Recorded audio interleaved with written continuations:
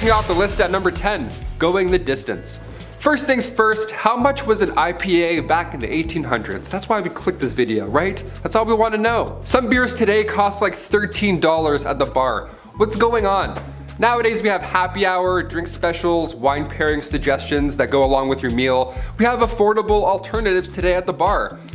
Back in the 1850s, saloons would price their drinks depending on how far away you had to travel to get there. Isn't that wild? In the Yukon, their shots of whiskey were like 50 cents a pop. That was a lot of money back in the day. If you were to ask for the same drink in a local saloon, say in Colorado, you could get numerous beverages for the same price.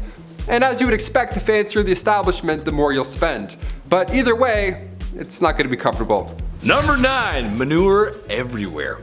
The 1800s were changing times, especially on the western frontier. Cities were being built, America was under reconstruction, and if you've seen my video on the 1800s technology, then you know how things were about to get a little wild. Except, something I want to talk about today is, well, it's gonna drive moms and wives nuts across the country. How many times have you told your husband or the kids to wipe off their feet before coming into the house? Or stop wearing their shoes in the house? Right? It's the worst! I'm sorry, Mom. Okay, but imagine that, except everyone is bringing in their muddy, bloody, and manure-covered boots into the house. Horses and livestock were just a part of everyday life. That means droppings, or road apples, as they're so commonly called. The smell alone on a hot summer day could make any cowboy turn green.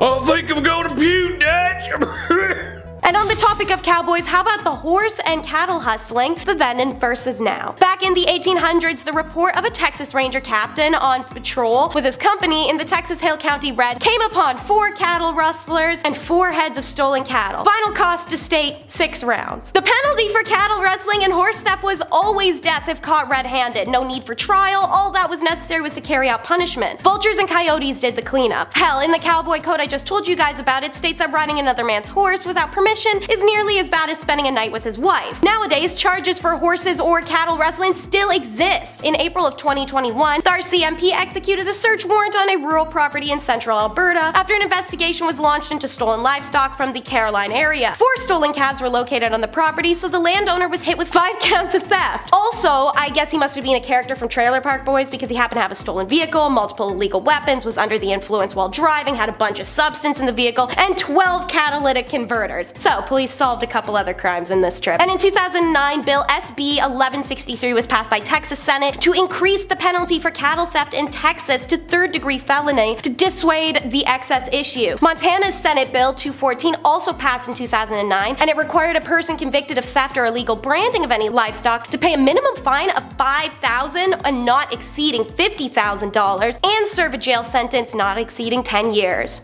Whether illegal hustling or a cowboy leading the way, remember, no shortcuts. Long-distance cattle driving was a tradition in Mexico, California, and Texas, and represented a compromise between the desire to get cattle to the market as quickly as possible, but also need to maintain the animals at a marketable weight. While the cattle could be driven as far as 25 miles in a single day, they would lose so much weight that they'd be hard to sell when they reached the end of the trail. However, sometimes shortcuts could be made, literally and figuratively. Cowboys sometimes were paid to sabotage a cattle drive or steal cattle. Sometimes they swindled cattle owners or stole the cattle themselves. Sometimes cutting through a path of land could get you somewhere faster. In these cases, it was accidental, but for many, the train and their tracks were the perfect for ridding themselves of cows. As a result of this behavior, nowadays a modern livestock code in Montana state legislature prohibits driving animals upon a railroad track. If a person willfully drives an animal onto the railroad track with intent to injure the corporation or the persons owning the railroad or animals,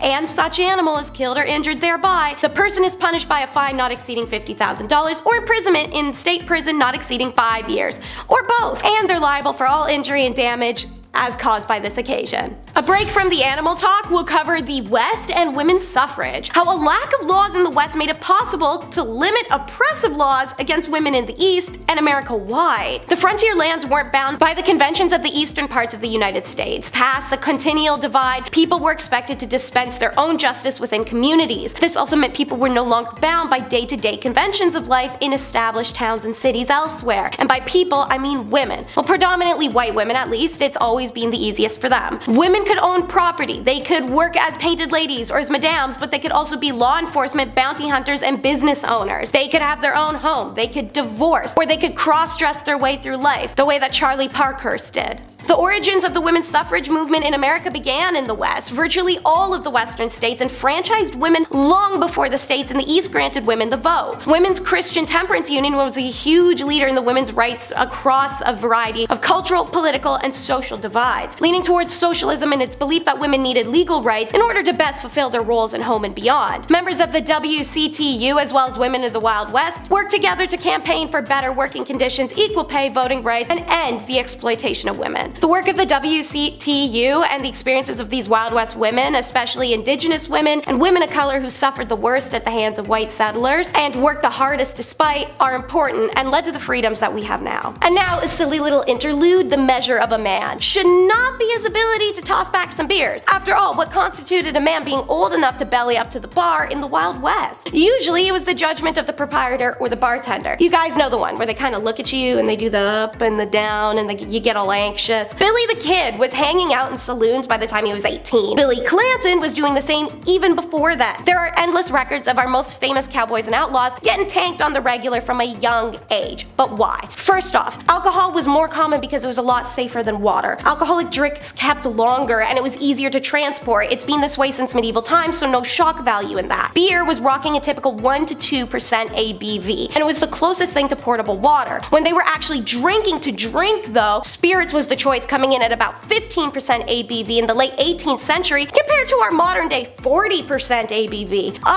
One other thing. Oh yeah, youth having a struggle or having exposure to alcohol was a big reason that prohibition was finally approved. You know how a bunch of women were upset that their husbands came home drunk every day and that's how prohibition got its ball rolling? Well, the men grew up in this era, or at least their fathers and grandfathers did, and as we know, addiction's not only but a genetic one. So even if they didn't partake themselves at a young age, their parents might have. This intergenerational trauma was inflicted by excess alcohol consumption in the Wild West and survived well into the more smoking factories prohibition era. And let's talk about the law of the wanted poster, dead or alive. That can't be literal or real, right? Could you actually kill someone legally as long as it was the government poster with a cheeky red stamp on it? To answer your first question, yes, there are many known instances such as dead or alive posters being put up by the state or other entities, but it wasn't a get out of jail free card to kill the person without legal consequences. For example, Jesse James's death. Charlie and Robert Ford kill him, their own pal, but they went to collect the bounty and were jailed and put to death because witness testimony stated Jesse was unarmed, not resisting, and willing to go with them. To get away with killing a wanted person, they needed to be resisting in some kind of way, particularly in a way that threatened your life, aka self-defense, which wouldn't have been any different than if somebody attacked you outside of a bounty scenario. For quite some time in the US history, it was legal to use a deadly force against a fleeing felon, even if your own life wasn't immediately threatened. The logic behind this was seemingly that chasing down a fleeing person could be dangerous in unforeseen ways. It also incentivized criminals not to flee in the first place. These wanted posters still exist today and are used by associations such as the Mounties or the FBI or even the Supreme Court. A wanted poster can be a very important tool in seeking a fugitive. It allows law enforcement to make the public aware of a wanted person, multiplying the number of eyes focused on finding them. How do you get rid of Indigenous people and pull tourists? Bison extermination mandates. Just to try and imagine the Old West with no billboards, no power lines, fresh clean air, open fields, nothing in the way of massive herds of bison. If there's anything to be said about the Americas, it's when we ruin something, we ruin it in full force. Bison, with an estimating range of 10 to 30 million, roamed America in the early 1800s. Then the Pacific Railroad was completed that opened up the West to a whole different kind of person, who were adventurous but still wanted to sit in a comfortable chair the whole time. Railroads would advertise hunting excursions in which paying customers would climb atop the train cars and aim down at the bison running alongside the tracks. No work involved, no danger for themselves, and hundreds of thousands of bison corpses are left to rot where they fall. One disgusting pig of a man, Orlando Brick Bond, is credited with killing thousands himself. But the truth is, most of them were killed by the people commissioned by the United States Army or the Army itself on their orders to do so. The American buffalo was a primary source of food and hide for indigenous people, and the United States wanted to wipe us out. So they went after the buffalo in the 1830s, and by the early 1900s, there's less than 1,000 left. Kill every buffalo you can. Every buffalo is a dead Indian gone, one Colonel Colonel said during a hunting expedition. The policy was, if you saw a buffalo as a soldier, you were obliged to kill it. And now for how the West brought us the misfortune of botch, rinse, then reform. A death sentence is something most of us won't have to face in our lifetime, if you're lucky or not a terrible person at least, and a botched death sentence occurs when there's a breakdown in protocol. And that involves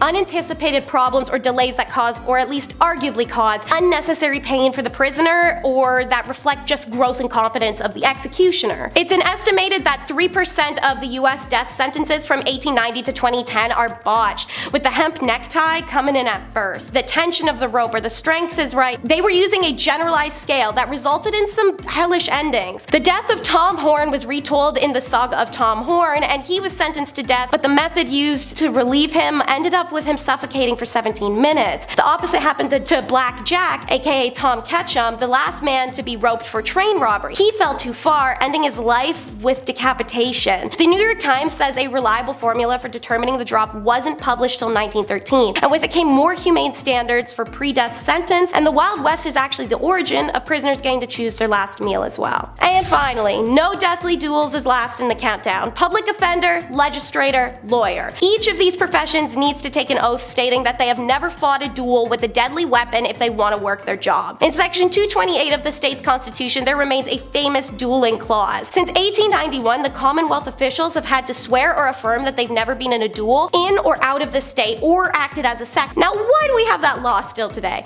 Well, in 1777, a group of Irishmen decided that the various rules and regulation of dueling published in European novels should be brought together in an updated manual, Code Duello, featuring 26 rules for civilized duels. America won its independence from Great Britain in 1780. The newly reformed United States took a dim view on dueling. George Washington abhorred the practice. Benjamin Franklin said duels constituted as a horrible practice, but that didn't stop anyone. Button Gwinnett, who signed the Declaration of Independence, died in 1777 from a duel, and Alexander Hamilton, one of the founding fathers, died in a duel. By the first decades of the 19th century, dueling increased among the American upper classes. A new, more American version of the Code Duello, written by a Southern Carolina governor, Lyde Wilson, appeared in 1838. Knowledge of the code became part of the fashionable young gentleman's life, and with such history of glorification of weapons, it's no wonder that the state's fourth and present constitution retained the seemingly archaic clause against dueling. Kentucky lawmakers felt that an official statement in the Commonwealth's highest legal document banning would-be elected officials from participating in duels would send a powerful message to those who might still resort to violence to settle disputes. Number 10.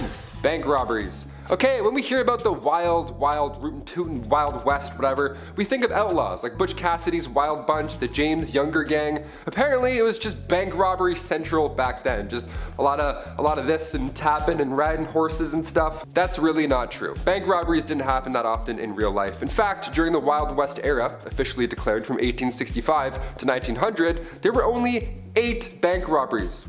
8. That many years ago, along 15 western states, there were only 8. To put that in perspective, in 2017 alone, there were roughly 4,000 bank robberies in the United States. Much more than 8. The first armed robbery ever in history was done by the famous outlaw Jesse James and his brother Frank.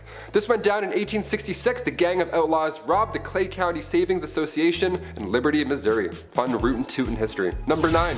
Camels. My favorite actor growing up, hands down, was Woody from Toy Story. The guy's physical comedy was on point. And no, I don't mean Tom Hanks. I mean Woody. With this crazy little cowboy run, tipping his hat. But what's a cowboy without his horse, right? As soon as Bullseye got introduced in Toy Story 2, the picture was complete. A cowboy and a horse. We've seen this combo at some point in our lives.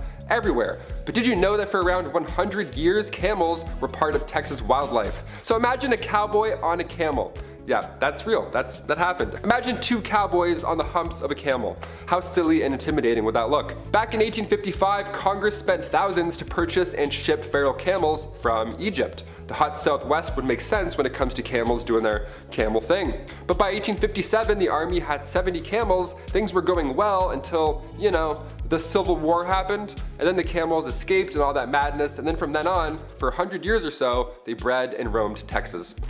Yeehaw, on a camel, have fun. Number 8, no spitting. Spitting was a common habit back in the Old West. You see it in movies and parodies, they're always spitting on the ground and stuff. Well, it's because it's real. It's a real fact right there. It wasn't officially outlawed. However, many towns and cities did prohibit spitting on sidewalks and inside of public buildings because, Yeah, please don't do that. Thank you so much, sir. This was largely due to concerns about hygiene and, of course, like I said earlier, the spread of disease. In addition, spitting was considered rude and uncivilized behavior. Yeah, of course, and many people were offended by it. Middle of conversation, guy just spits in between your feet. I'm like, wait, don't do that. Please don't do that ever again. Some businesses even had signs asking customers to not spit on the floor. Can you imagine what kind of shithole you're in? You have to ask people not to do that. There was also social norms in place that discouraged spitting in certain situations. For example, it was considered impolite to spit in the presence of a woman or in formal settings, which, yeah, I agree, still do that today. That's great. Despite these efforts to discourage spitting, it remained a common practice among cowboys, miners, and other workers in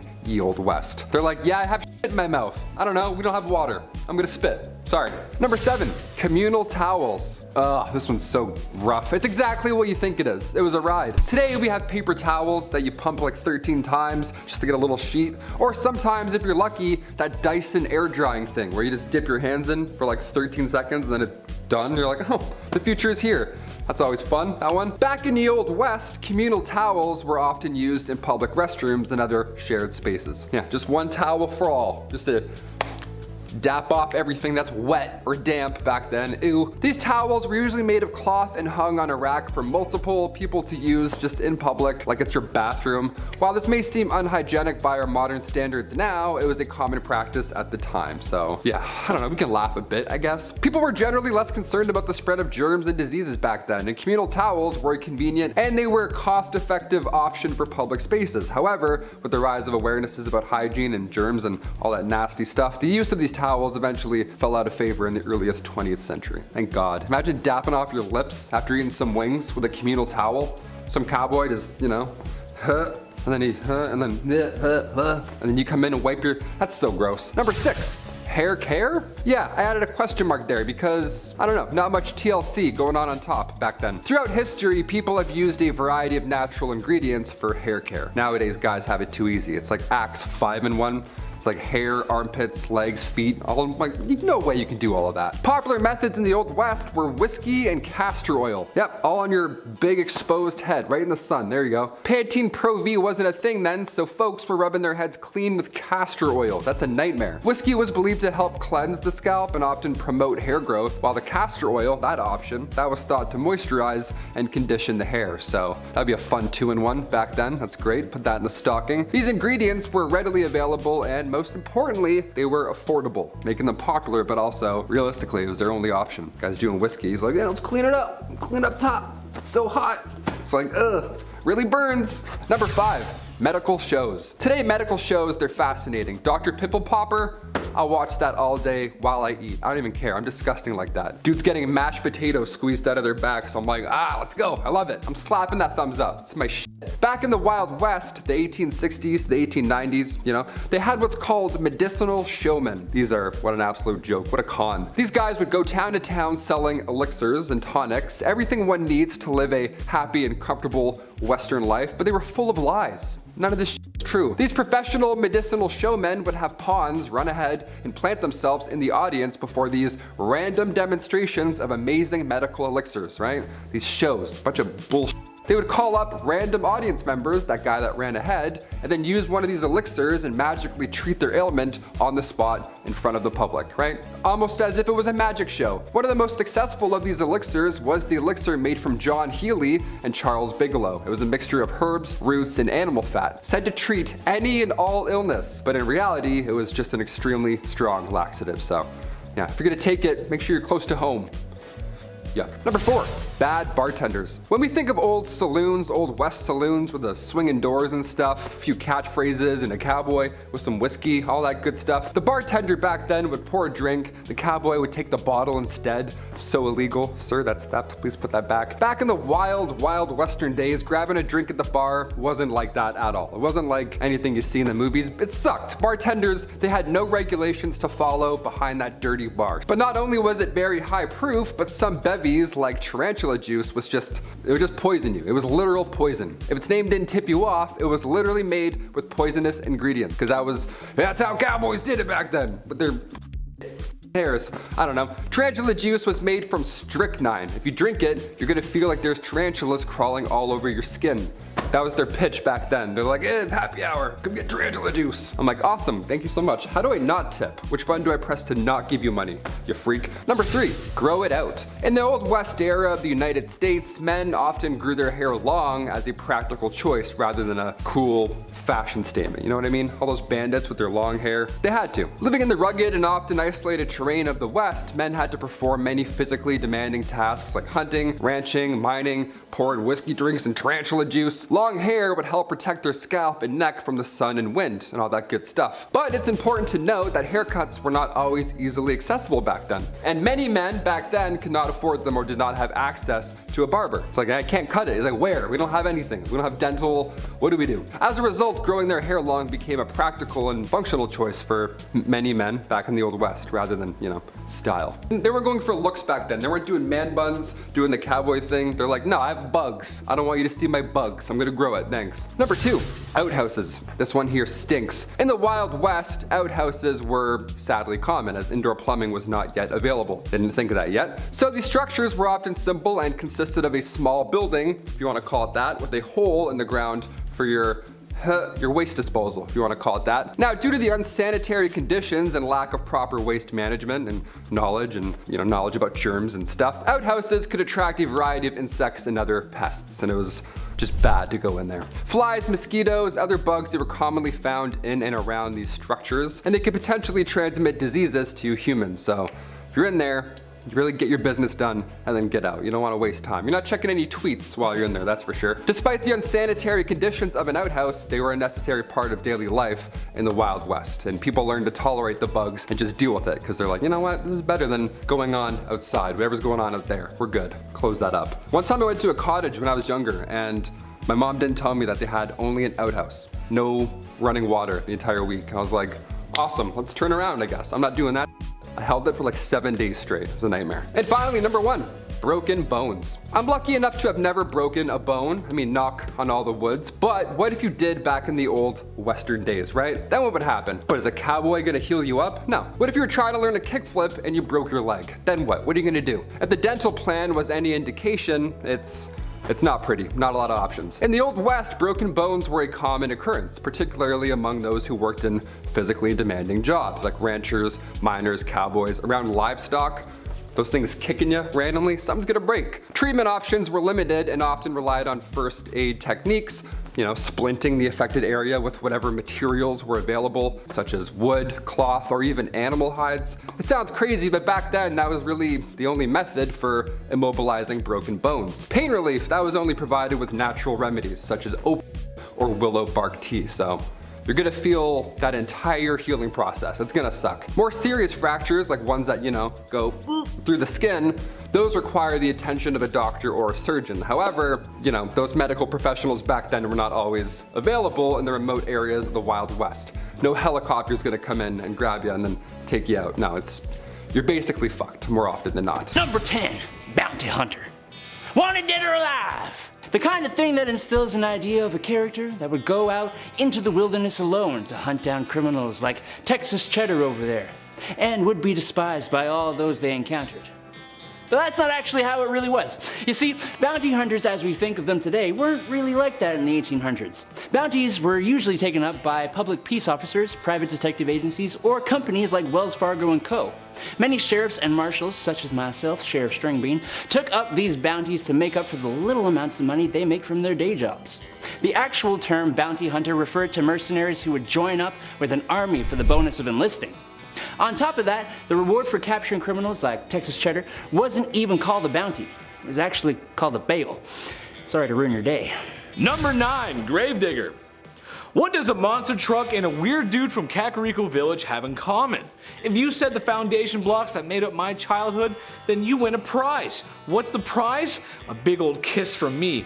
In all reality though, towns in the Old West were interesting places, where there were always 2 constants. Sand, and folks would probably end up in the ground, or that sand. So after the proper proceedings had taken place when someone croaked, it was time to dig a hole. Or in these poor souls' cases, a lot of holes. Cholera outbreaks would keep a gravedigger busy for days. However, I thank the gravediggers for their service. I mean, someone had to do it. People like to give them a bad rap because they spend all their time with cadavers. That doesn't mean they're weird social outcasts. Well, except for Dompe and Seth from Red Dead Redemption and well, the ones from Hamlet. Those guys are pretty weird, actually.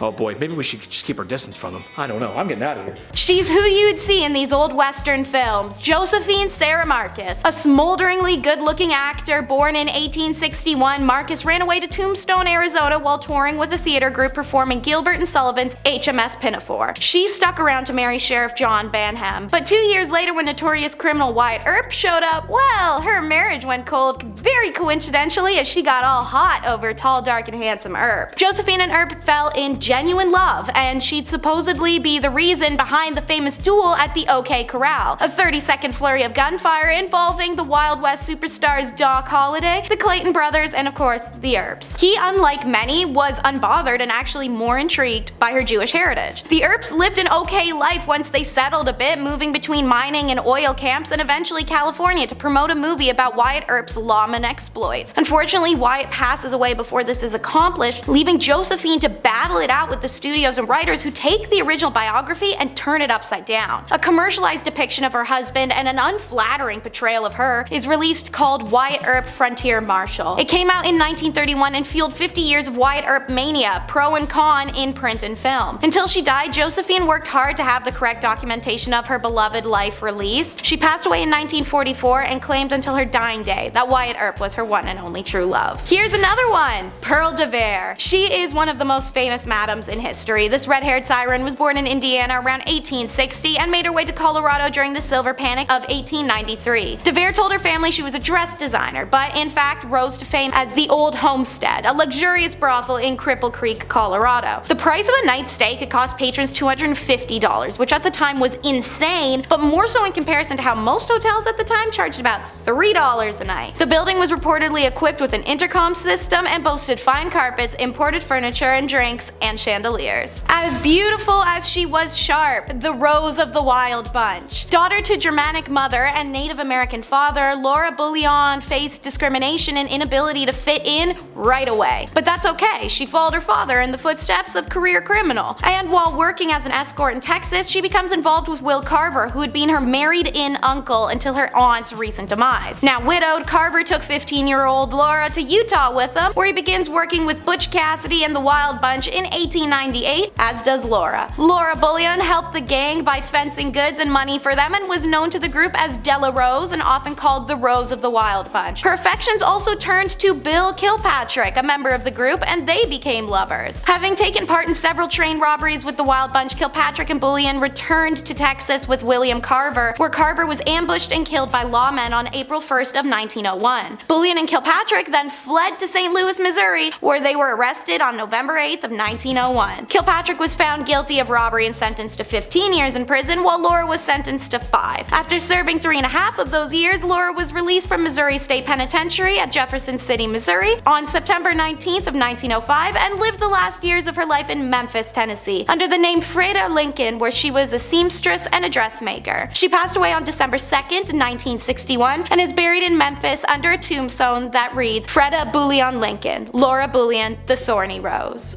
Next, Mary Ellen Pleasant, the most powerful black woman in the Golden Rush era. Historians indicate that Pleasant was most likely born a slave but got her freedom at an early age. She worked on the Underground Railroad as a young adult, ushering enslaved people out of the South and into the northern states. Like many others seeking their fortunes during the gold rush, Pleasant and her husband moved to San Francisco. Here, she works as a cook and waitress and a professional eavesdropper. I know we're all taught not to be nosy, but Mary Ellen learned from the conversations of wealthy patrons, intentionally listening in for valuable information. She took what she learned and began applying it as banking and monetary skills that launched her immediately upwards. She took what she learned to help build a substantial fortune and eventually became one of the richest women in the city. Pleasant was an astute investor whose portfolio included real estate, railroads, restaurants, boarding houses. Pleasant's wealth, however, could not shield her from racism. In 1866, a streetcar conductor in San Francisco refused to let her board because she was black. Outraged, Mary Ellen sued, and the case went all all the way to the California Supreme Court. In a historic decision, the courts ruled that segregation on streetcars was illegal in California. However, in return, the Supreme Court reversed the damages Pleasant had been awarded in a lower court ruling. You win some, you lose some, and sometimes you get both. And now it's Donna Barcelo. Described as the supreme queen of refinement and fashion, Donna Barcelo was a prominent saloon owner and a professional gambler in Santa Fe in the 1830s and 1840s. Barcelo was recognized for her charm and sharp business skills, which helped her establish as an influential member of high society during the heyday of the Santa Fe Trail. In 1835, Barcelo opened a hotel and casino in the city center of Santa Fe. The establishment encompassed an entire city block and featured lavish decorations including chandeliers, drapes, mirrors, and imported furnishings. The casino became a destination for local socialites and trail travelers for its opulence. Barcelo oversaw the casino's operations and regaled patrons as one of the card dealers, widely known as the best dealer of the card game Monte across the entire Southwest. Seeking trade deals and investments that increased her wealth and social status, exercised economic and political sway, she made her fortune from real estate and gold ventures in addition to her casino. And when the American civilian government established itself in Santa Fe during the Mexican-American War in 1846, Barcelo allied herself with Americans and assisted them by providing information and at times money. Accounts and representation of Barcelo were often embellished by those who had labeled her the Queen of Sin. Barcelo continued to operate her casino through the 1840s and died in January of 1852. Upon her death, she left several residences, properties, and fortune to her family, including 2 adopted daughters, in addition to substantial contributions to the Catholic Church and the city of Santa Fe to be used for charitable endeavors. Next up is Sing Choi. She's also known by the name China Mary and was an unofficial leader of Tombstone's Chinese community in the 1880s who supplied labor and opened laundries, restaurants, gambling halls, dens, and a general store. The Old West will always be remembered as an era of cowboy, but during its peak years, Tombstone was actually controlled by a female immigrant. She arrived in Tombstone sometime around 1879, and at that time the Chinese population was 11 people, and she recognized the unprecedented profits waiting in the western boom towns. Mary's general store was in the center of Hoptown, a Chinese district of Tombstone. Mary's store dealt in both American and Chinese merchandise, and she gained a reputation as a universal accommodator. Everyone knew that nothing in Hoptown was done without China Mary's go-ahead, and so she was held in the highest of esteem throughout Tombstone society. She was an organized and shrewd business operator who had an attitude that discourse was bad for business. Her private police force handled any problem that arose within her community. Mary enjoyed the highest of respect. As a result, she could act as a sort of intermediary between her community and other ethnic groups. She was the conduit that made cooperation possible. She was not only a cunning businesswoman, but a sympathetic humanitarian and calculating capitalist. Mary was a genuine immigrant success story. Even as a woman in the Old West, she wielded real power. She died in December of 1906 from heart failure when she was 67. Flesh is in the name and it's her game. Susan LaFleche. This is the story of the first Native American to earn a medical degree. Born on an Omaha res in Nebraska as a young girl, she watched a sick indigenous woman wait all night for a white doctor who, after being called several times, just never came. The woman died the next day, and as Susan later wrote, she saw the need of my people for a good physician. Susan's father taught her her own culture and traditions and then sent her to the reservation's Presbyterian school where she learned English, and then high school for further education to survive colonial society. She applies to the Women's Medical College of Pennsylvania. It's a bold move on her part because even during this time, the most privileged of white women of America faced enormous backlash when attempting a medical degree, let alone a poor native girl. Despite this, she graduated a year early and first in her class. Rejecting a potentially comfortable life on the East Coast, she returns to the Omaha reservation and became the sole doctor for more than 1,200 people across 400 plus miles, and she was only 24 years old. She marries, she has 2 kids, and she never stops. In fact, she keeps going till she has enough donations and supplies to open the first hospital on a reservation that was not funded by the government. Unlike the absent doctor that she remembered from her childhood, Susan helped anyone who needed it, regardless of race or ethnicity. On September 18th of 1915, Susan passes away. She worked hard to build a bridge between 2 worlds as her father advised, and it was evident at her funeral. 3 priests eulogized her, soldier, but it was a member of the Omaha tribe who delivered the final words in the Omaha language. And now for the last lady on the list, Cathy Williams, who also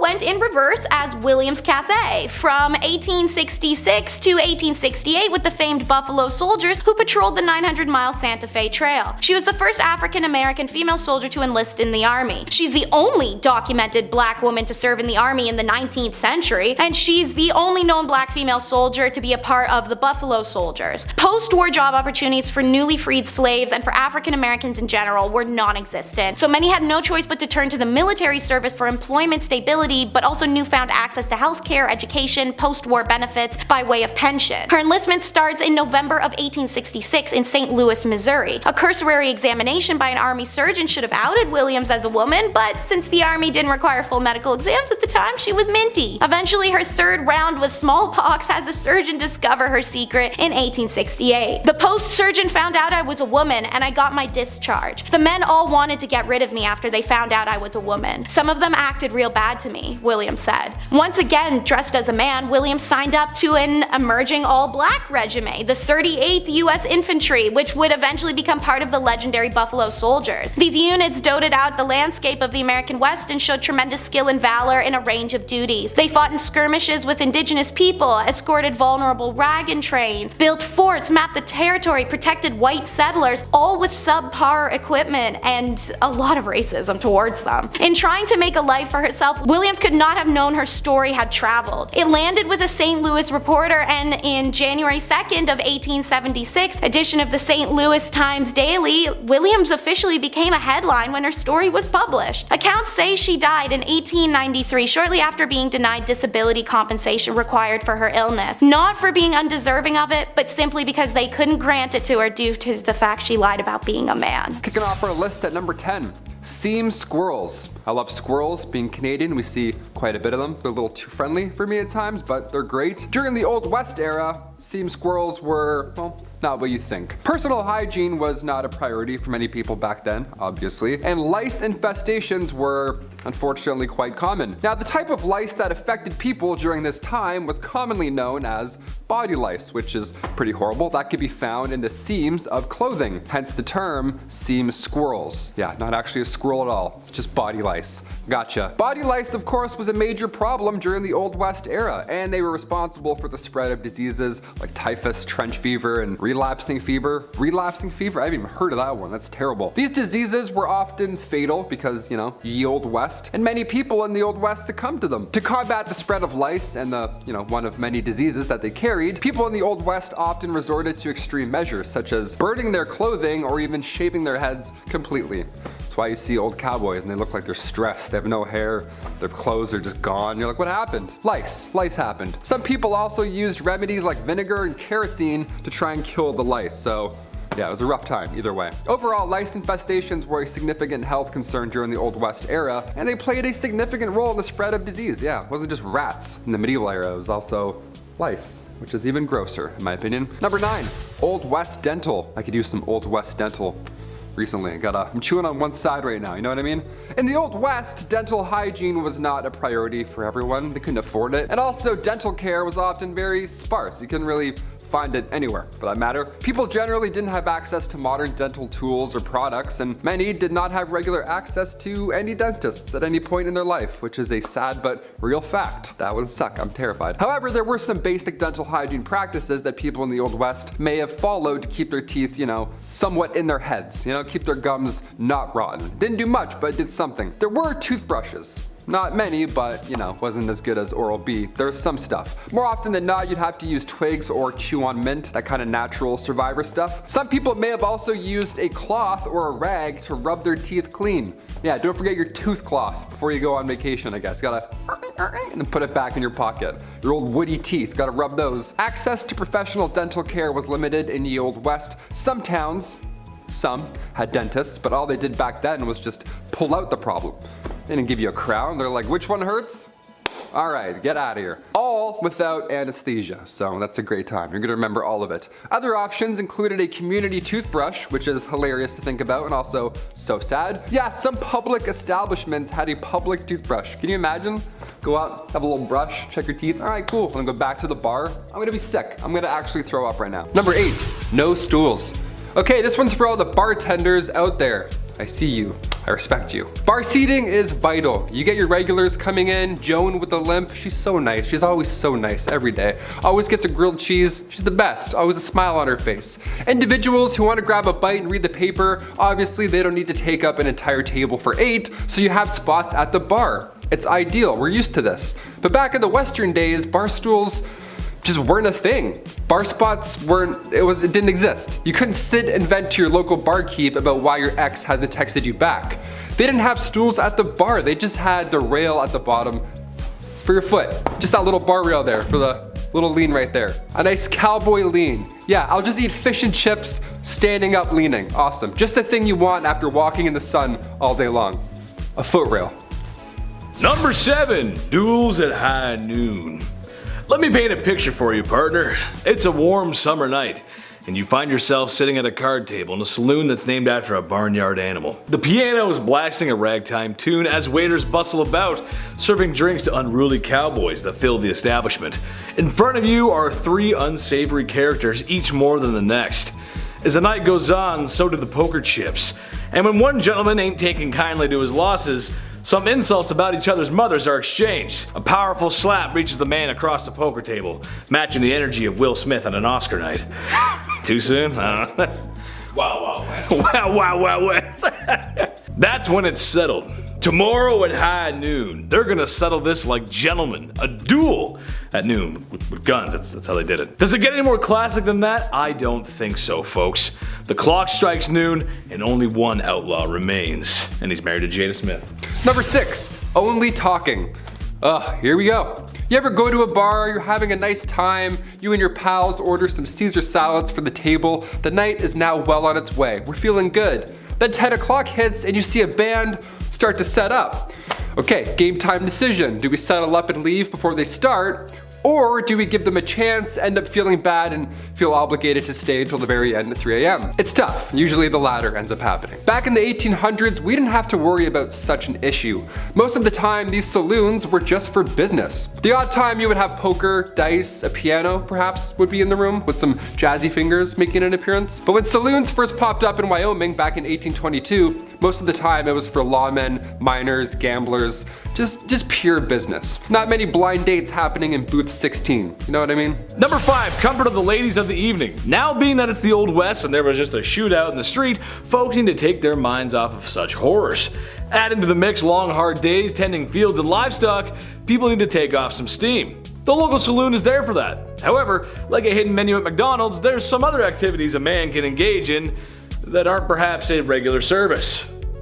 Who the hell am I kidding? Ladies of the evening were quite common back then, actually. Naturally, it was a very dangerous job. However, if anything good can come from that, it's that in some cases these women became very wealthy enough to become the madam of their own establishments. And in some other cases, these madams were using their wealth to invest back into their towns, like building schools, doctor's offices. Imagine getting treatment from something and the doctor says, "These bandages were brought to you by Madame Dover's Wicked Wizard Vacuum Double Sloshy Slush 9000. It's a great product, what can you say? Number 4, interior decor. We've seen a Western saloon in movies. More often than not, it's the swinging door. You know, the classic, they always kick it in, boom, and dust everywhere and all over the place. Dust gets all on people's meals, the classic. You sort of need to kick those doors open, kind of, also. Because if you go through slow, it's just weird. It like pushes your clothes back. You need that cowboy momentum. In reality, there weren't a lot of swinging saloon doors. In fact, most saloons across the West were in pretty rough shape. They didn't look like a Tarantino set at all. They looked like that one pub in that one town that one time, you know? Just not clean, not clean at all. You ride by, you're like, is that still open? How is that still open? These saloons were tiny rooms. We had stools or chairs made of fur. You know, no one's running fish tacos to tables in 1850s. It doesn't always smell like a nice pub. You don't see something go by and you go, ooh, what's that? I wanna have that. No, that doesn't happen here. One of the fanciest saloons has to be the White Elephant in Fort Worth, Texas. It was 2 stories and it served fresh fish and oysters. Apparently it was a lovely time. Number 3, manifest destiny. The destiny of America. There's a famous poster somewhere. It's like an angel guiding the pioneers west. It's like pointing, doing something like that. Back to the history. What is manifest destiny? Well, for our non-American audience, it was this very core belief that since America had won its independence and begun expanding west, that they were destined to do so and keep expanding. And expanding. Why should the freedom train stop here, right? Coast to coast, baby. And maybe buy Alaska from Russia, since, well, they're not really using it. Okay, and maybe Hawaii. They got pineapples or something, I don't know. Alright, maybe even heavily influenced places that are beyond US borders. But all that American influence and imperialism starts here. Imagine being the pioneer who dared to venture west, like the Great Oregon Trail, or those who crossed the desert states. And some really religious folks that found a salty lake in the desert looked at their wives and said, I need at least 2 or 3 more. God bless America. Number 2, mixologist. You ever go to a pub, like a chill pub, dare I say a restaurant, and a dude with a mustache thinks he's in Peaky Blinders for no reason behind the bar? He's flipping bottles that don't need to be flipped, he's lighting shots on fire. Guy, it's 12:45 in the afternoon. What's your soup of the day? Where did this come from historically? Where did the cool bartender role come from? I'm trying to order a Cosmo, but he won't stop doing stunts. In the 1800s, bartenders were referred to as mixologists. They were top dog. They had to be. They were the fanciest guys in town. We're now doing impressions of these guys today, you know, with the bow tie, and we pour it in fancy ways, because around the late 1800s, saloon owners were growing rapidly. So now you needed to have something special, something unique for the town, like say a witty mixologist who can twirl his mustache as he pours a drink without looking. Great, now the town feels special, it feels unique. Manuals for bartenders came out around the 1860s, that's when things started to get more serious. A gentleman named Jerry Thomas published a guide called How to Mix All Kinds of Plain and Fancy Drinks. Today we still have that, but now it's a red sticky binder that says meal specs and Sharpie. It's not as fancy, but it gets the job done. Number 1, dysentery. Nothing is more horrible, more awful than catching dysentery. Trust me, I would know. I never caught it, sometimes I get diarrhea. Anyway, in Oregon Trail, the very charming DOS game. Gotta love that DOS color palette. Eye-melting cyan and violet. Nice. This text-based adventure game, however, is grounded in some truth, as we can all imagine this wasn't a time of great cleanliness.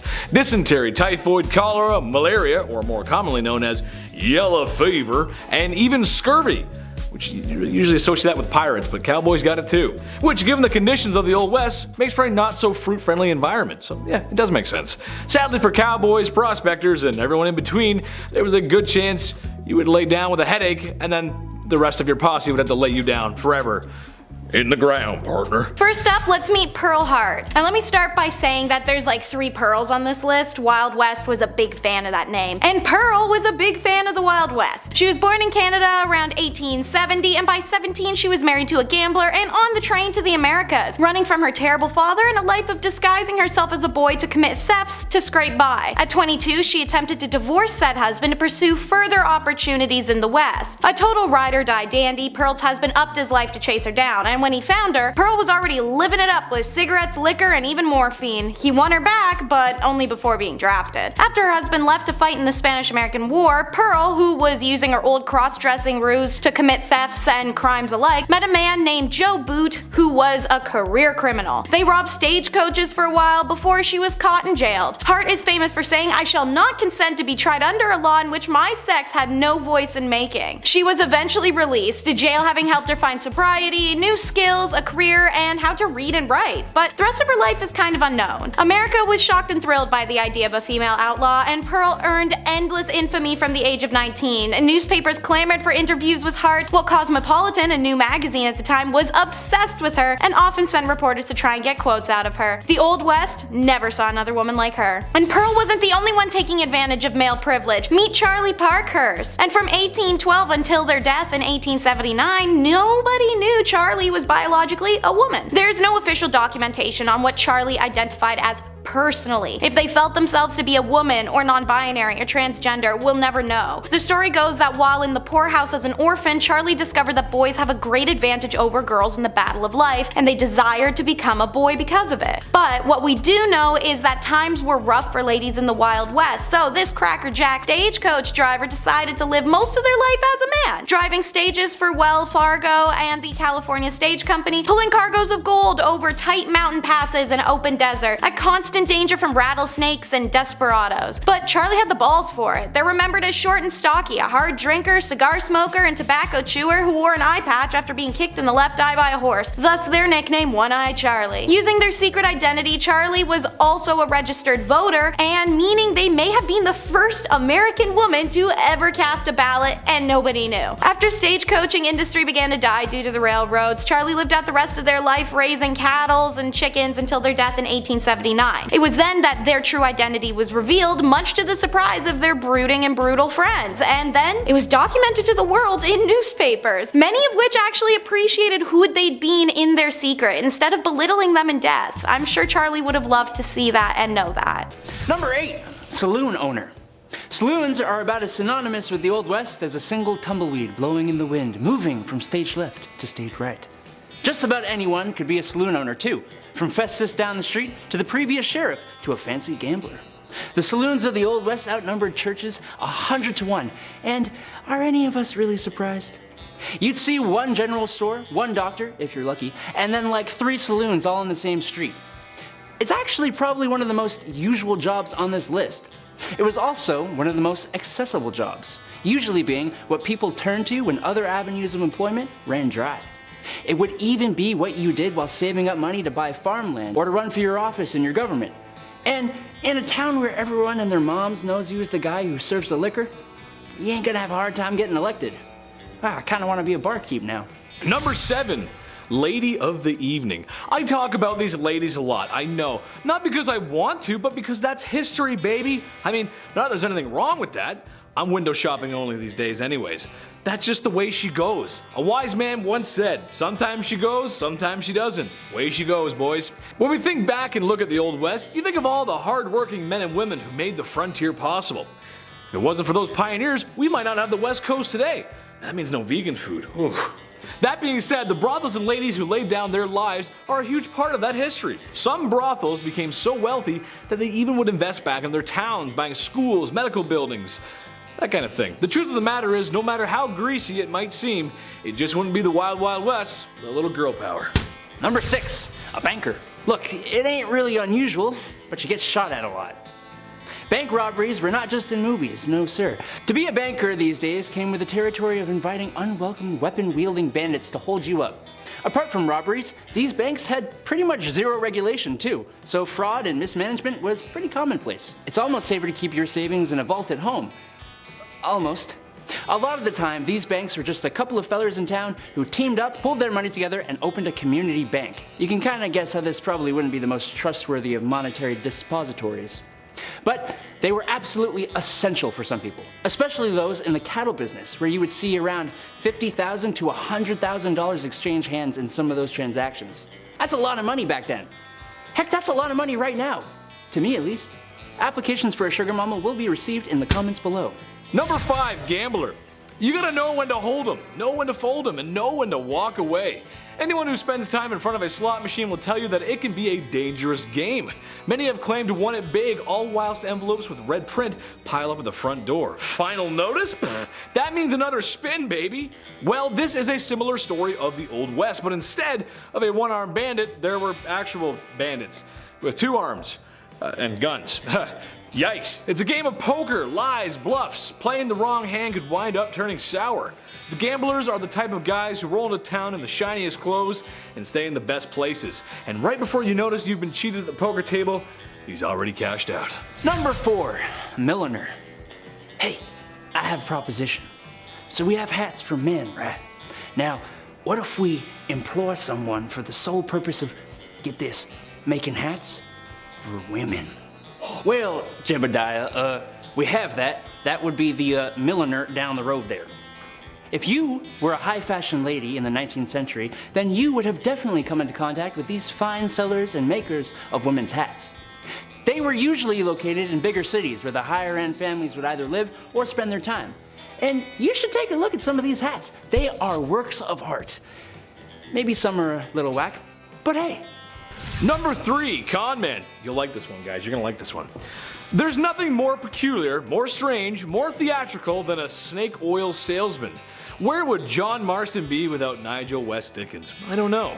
They were traveling salesmen who were swindlers, liars, crooks, thieves, selling pseudoscience products to folks who just didn't know any better.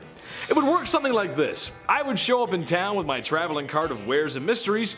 There, standing on a small crate, like the one I'm standing on right now, I would give the town my best sales pitch.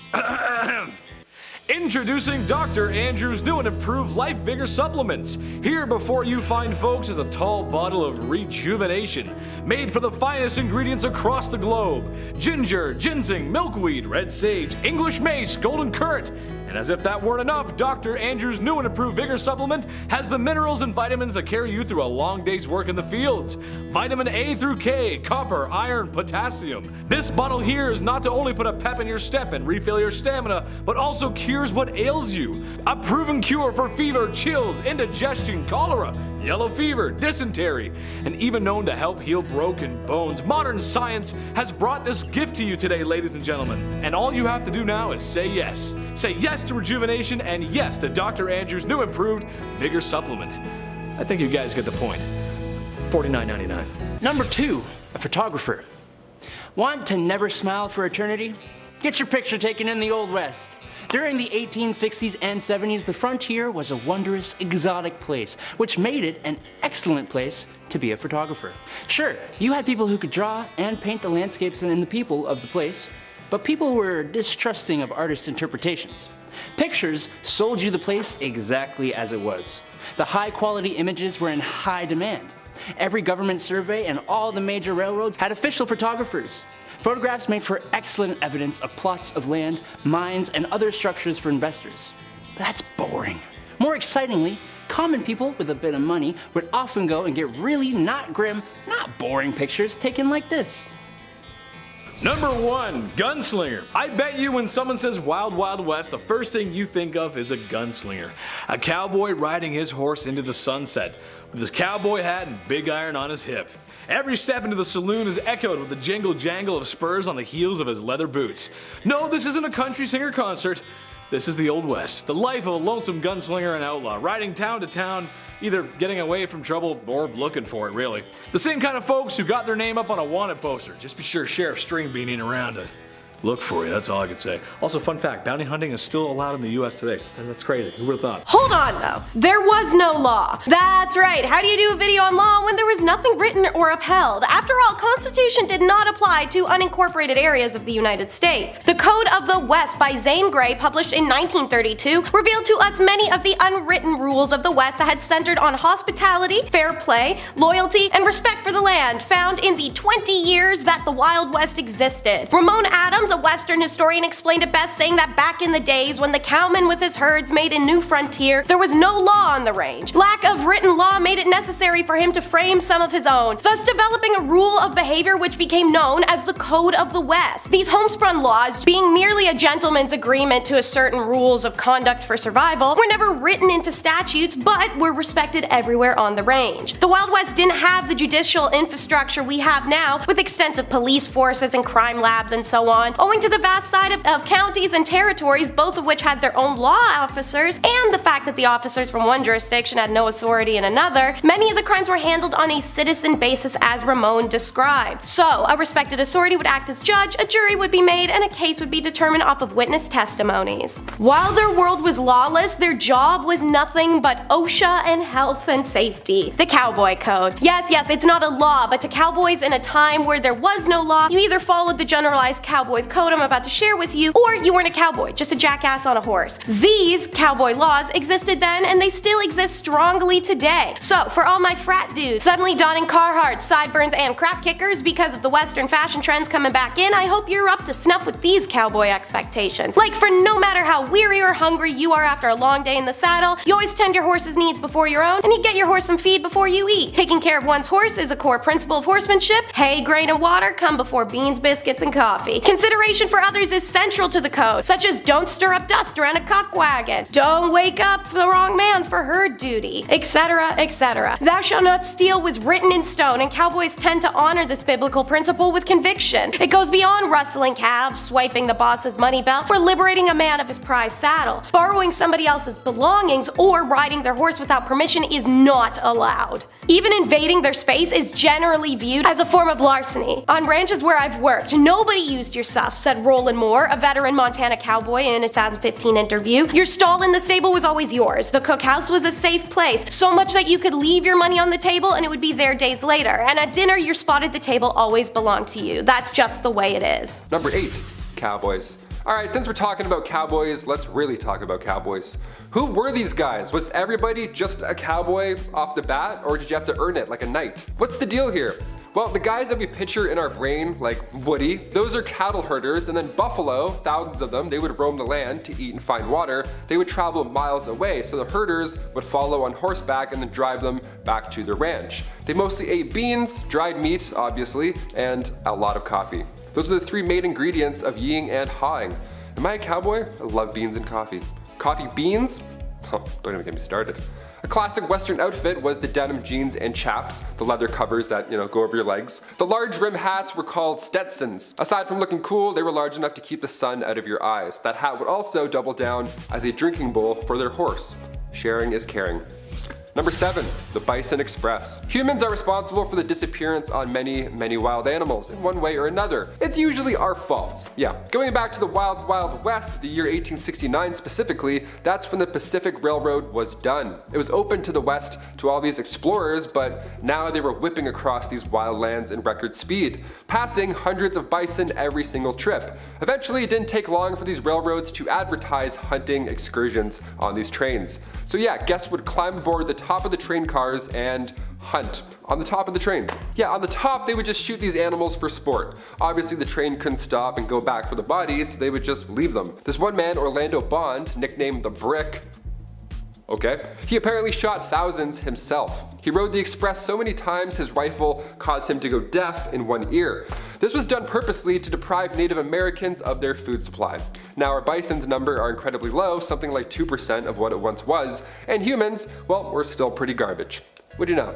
Number 6, alcohol. These saloons cowboys would visit, was there a bouncer? Did you need 2 pieces of ID? What was the drinking age back then? Well, besides the swinging saloon doors, it really wasn't a fun time at all. Alcohol back then, first of all, was basically just poison. Actually, it was literally poison sometimes. They had whiskey like 40 rods and Tao's lightning. You have a couple of those and you're literally passing out in minutes. Nobody was getting cut off in old-timey saloons. The bartender wasn't like, hey, how about a water, buddy? Let's get you home.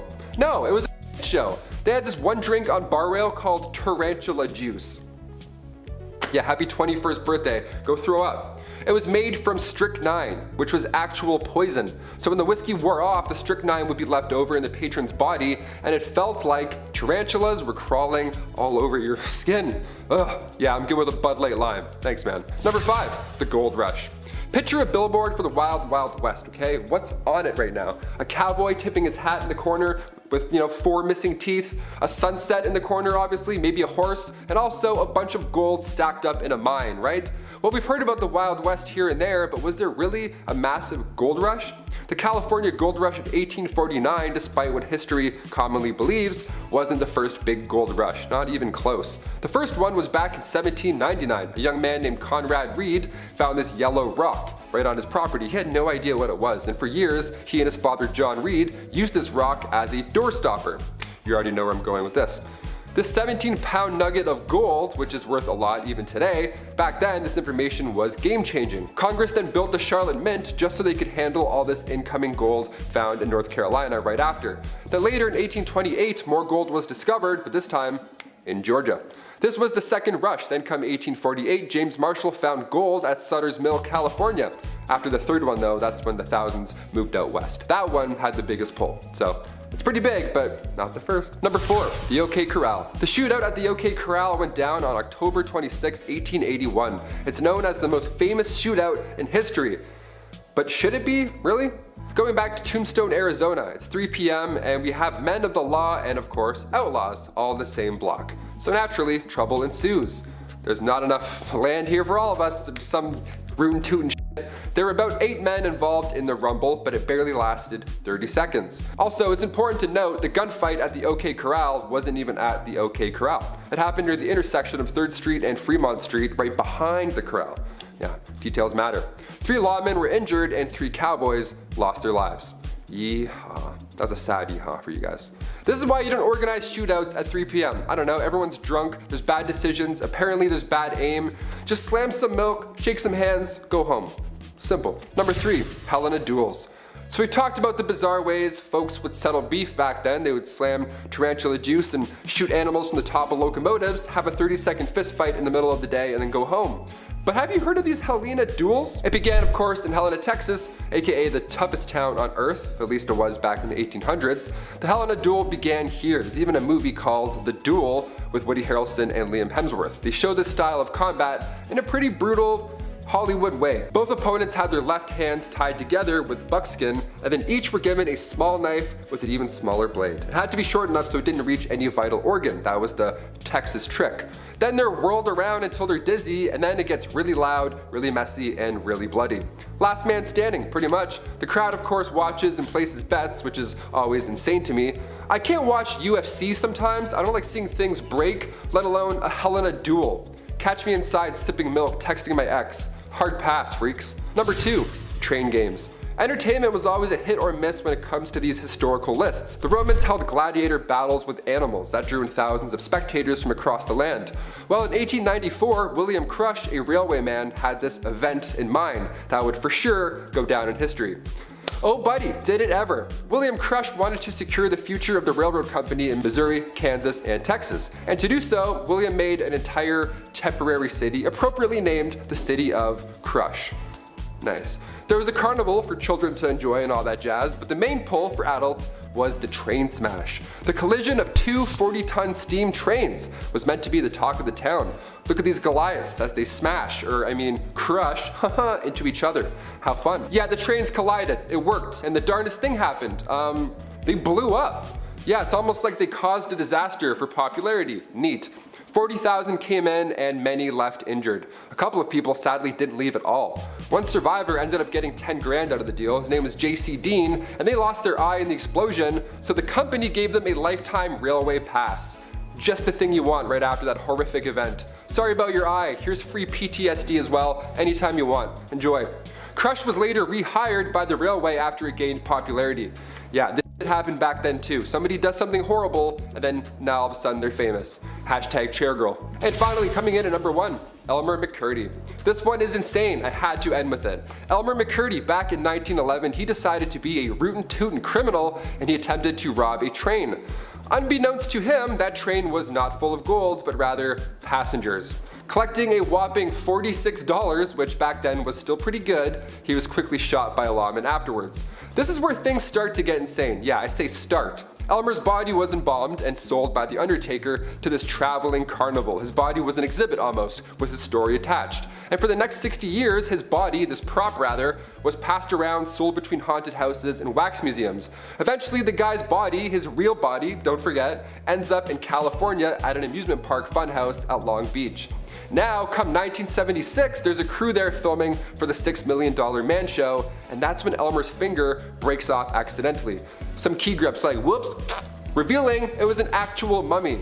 They went to film the $6 Million Man and ended up finding the $46 man in real life. How gross is that? To start off our list will be the truest danger, the one great menace. Number 10 is the Red Ghost. The stories from the 1880s of the 30-foot beast called the Red Ghost wreaking havoc in Arizona territory seemed like something of a nightmare. A heinous devil who allegedly trampled one woman and ate a grizzly bear. When miners spotted the Red Ghost and fired at it, a human skull apparently fell from the creature's back. The Red Ghost turns out was actually a feral camel. That story culminates with a farmer popping it while it ate tomatoes. You may be wondering, a camel on the American frontier? Was this normal? Is there a piece of history you are missing? No. See, in 1855, Secretary of War Jefferson Davis got it in his thick head that camels would be essential to America's westward expansion and that the wide open spaces of the West were well suited for camels. Fun fact, just because the ground is flat here and it's flat where they live doesn't make the habitat interchangeable. But this isn't about logic, it's about war camels, and the government allocated $30,000 for the purchase and importation of camels to be employed for military purposes. The US Army traveled to the Middle East, purchased 75 camels, believing they could carry supplies and personnel long distance to remote destinations. After bringing the herd of camels to Camp Verde in Texas, they were used to travel to and from San Antonio. Then the herd was split when 24 camels are sent to California for an expedition. When they ate it in successfully. When back in Texas, the rest are killing the game at their camel duties. However, when the Civil War ended, soldiers and government alike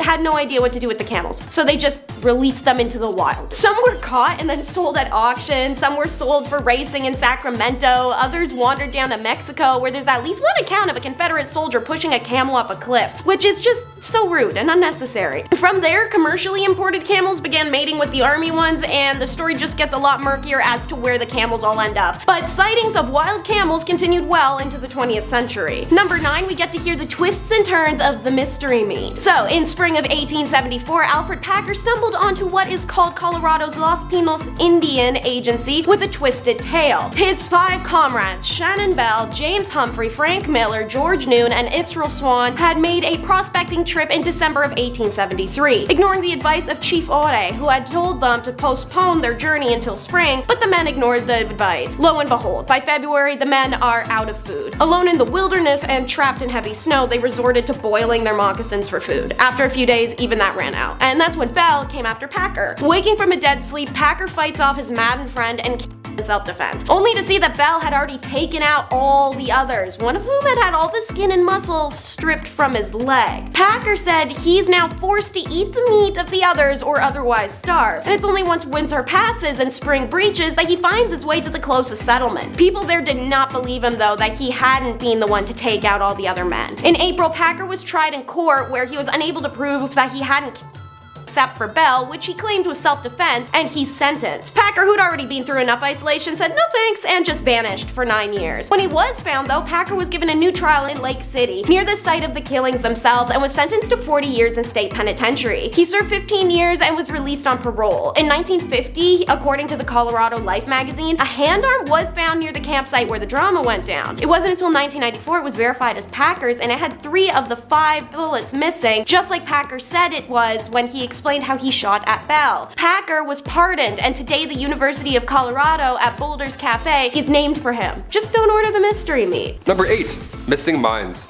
There's billions of dollars worth of gold lost at the bottom of the sea. It's there right now, waiting for you. Yeah, I'm talking to you. But if you don't have goggles, maybe swimming just isn't your thing, no sweat. Try the West. Yeah, there's dozens of lost treasure troves hidden in mines still to this day, like the San Saba gold mine or the Wheelbarrow mine. There's a few we have heard from in literature from old maps, but none compared to the Lost Dutchman mine. The legend has it that a man named Jacob Waltz, a German prospector, found the richest gold mine in the world. That's what he told his friends, and would we ever lie to our friends about gold and the location for it? No, absolutely not. The first gold rush was back in 1799. A young man named Conrad Reed found this yellow rock, had no idea what it was, and for years he and his father used it as a doorstopper. Yeah, they used a 17-pound gold nugget as a doorstopper. Nice. Back then, this information was game-changing once they realized that it was, gold, so Congress then built the Charlotte Mint just so they could handle all this incoming gold found in North Carolina right afterwards. I just wouldn't have told anybody. I'd be like, is this an infinity stone? I'm just gonna pocket this and then head out east. Number 7, Sideshow Crook. Elmer McCurdy was no different in life than any other bandit at the time. What makes McCurdy so unique is in his afterlife. McCurdy met his end on October 7, 1911, after local sheriffs tracked him down from a botched robbery. McCurdy was taken to an undertaker and prepared for burial. Unfortunately, no one came to claim the lonesome bandit. Not getting paid for his services, the undertaker began to display McCurdy as a sideshow attraction, charging patrons a nickel to view the bandit. The attraction became popular enough to draw the attention of carnival promoters, who offered multiple times to purchase the mummified crook, but were all denied. As the years went on, McCurdy changed hands from multiple sideshow attractions and museums. One day in 1976, a film crew was setting up props for filming. When someone began to move what they thought was a wax mannequin, It actually turned out to be poor old Elmer McCurdy himself. Eventually McCurdy was laid to rest in a grave where 2 feet of concrete were poured over his casket to make sure no one would come to steal the sideshow crook. Stay in the hole, partner. Number 6. Cowboys and aliens. Long before the Roswell incident in New Mexico back in 1947, aliens might have actually visited us. Yeah, the report comes from 1896 from 2 men in California.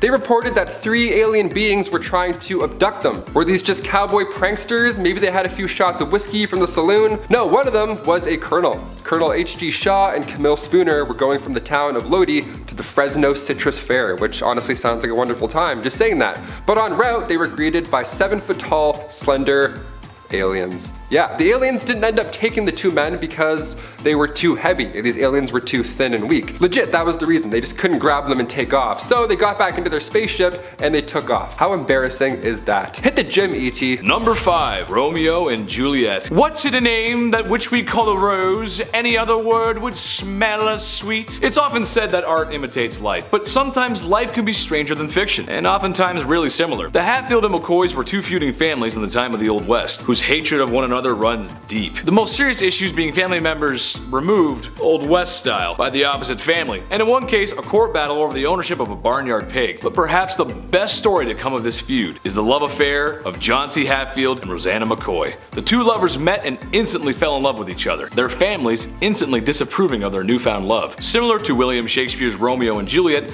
the star-crossed lovers story ends in tragedy. After multiple attempts to rekindle their love, including a daring rescue organized by Rosanna to free Johnsy from her own family, their love never resparked, and Johnsy went on to marry her cousin. It's said that poor Rosanna died of a broken heart. He loves me not.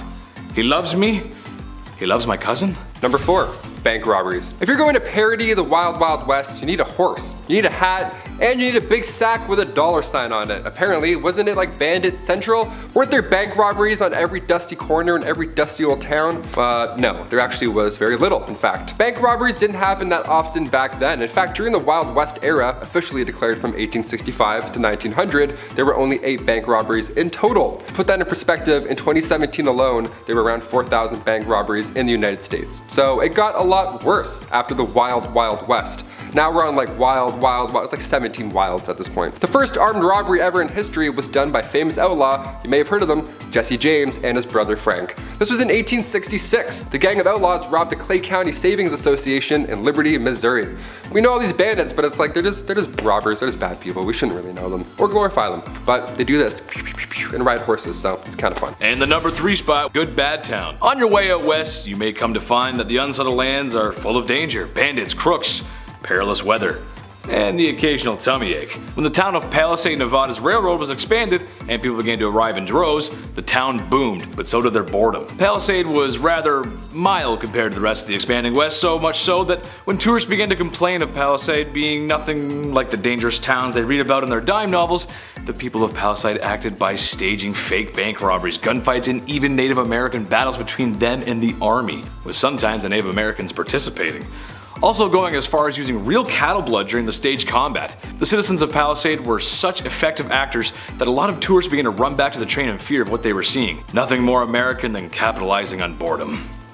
Number 2, Helena Duels. Have you guys heard of Helena Duels? They're pretty intense, and they're a bit more intense than breakdancing battles, which honestly it's pretty close, but these are like right above it. Helena Duels began of course in Helena, Texas, aka the toughest town on earth. At least that's what they called it back in the late 1800s. It still is pretty close. The Helena Duel began here. There's even a movie called The Duel with Woody Harrelson and Liam Hemsworth. They showed this style of combat in a pretty brutal cinematic way. Opponents' left hands were tied together with buckskin and each were given a small little blade. It had to be short enough so you couldn't reach any vital organ. That was the trick. It was a brutal detail that made this an unusual event, but just like the Romans and the Colosseum, everybody likes watching violence. Depending what era it is, people are like, yeah, we'll still show up and watch people die, sure. People would make bets during these duels. How did anybody watch these at all? I can't even scroll through Reddit at night without seeing something awful, let alone a Helena Duel at like 4 p.m. And the number 1 spot. I don't like your snoring, partner. There were a handful of dangerous criminals back in the Wild West. This includes John Wesley Hardin, Born to a reverend in 1853, his parents hoped he would grow up to be a preacher. He turned out to be one of the most deadliest outlaws to ever live. Hardin claimed many lives over the years, but most bizarre was when he shot a man for snoring. One night in 1871, while staying at a hotel, Hardin was having trouble sleeping due to the man in the next room snoring loudly. Hardin promptly shouted at the man to stop snoring. Irritated with no response, he fired several shots into the next room, claiming the man's life. After years of being an outlaw and spending a lot of time in jail, he was released for good behavior, where he then received a full pardon. With his full pardon, Hardin was then able to take and pass the bar exam, afterwards setting up a law practice in Gonzales County, Texas. If your lawyer has a longer criminal history than you, there's a good chance you're not going to beat the case. Number 10. Diseases. Dude, I had a toothache the other day. Swelled up immediately. I would never have lasted in this era. Unfortunately, it wasn't called the mild West. And when people were sick, they got sick, like sick. For instance, cholera, shared along the Mormon and Oregon trails, killed loosely 6,000 to 12,000 people on their way to the California gold rush between 1849 and 1855. It's believed that more than 150,000 Americans died during the two pandemics from 1832 to 1849. Yo, that is terrifying. So not only do you have to dodge bears and root canals, just washing your face in the local popular stream could get you, huh? The Great Plains smallpox pandemic killed more than 17,000 Native Americans within its first few months of being there. The American Fur Company steamboat pulled up and got off, coughed a bunch of times, and then people just unfortunately started dropping. There was never an official death record as smallpox decimated the Americas when it arrived, both way back from the Spanish and then again from up north with the fur trade. Sneezing, coughing, everywhere, just cover your mouth, guys, you know? Number 9. Kicked by a horse. Yeah, we've heard about this at some point in history, but did it actually happen? Like, how often was somebody just poof, and then that's it? Turns out getting kicked in the head by a horse back in the 1800s was like getting in a car accident. It happened pretty often, my friends. Yeah, it's pretty sad. Bill Pickett, just sounds like a Western man right off the hop. Bill Pickett was born in the late 1870s. He invented something called the bulldogging practice, which is to jump from the back of a horse onto a wild steer. Yeah, like your Woody from Toy Story, just doing a heist, just jumping from one thing and leaping to the other. Crazy. While your hat's still on your head, somehow, no idea. And there's many that attempted this and ultimately failed. Yeah, you can't wrestle a wild animal and then live to tell about it often. I've read it. Yellowstone National Park is apparently a hotspot. This guy sends me a link the other day. Yellowstone National Park, man gored in front of family. I'm like, okay.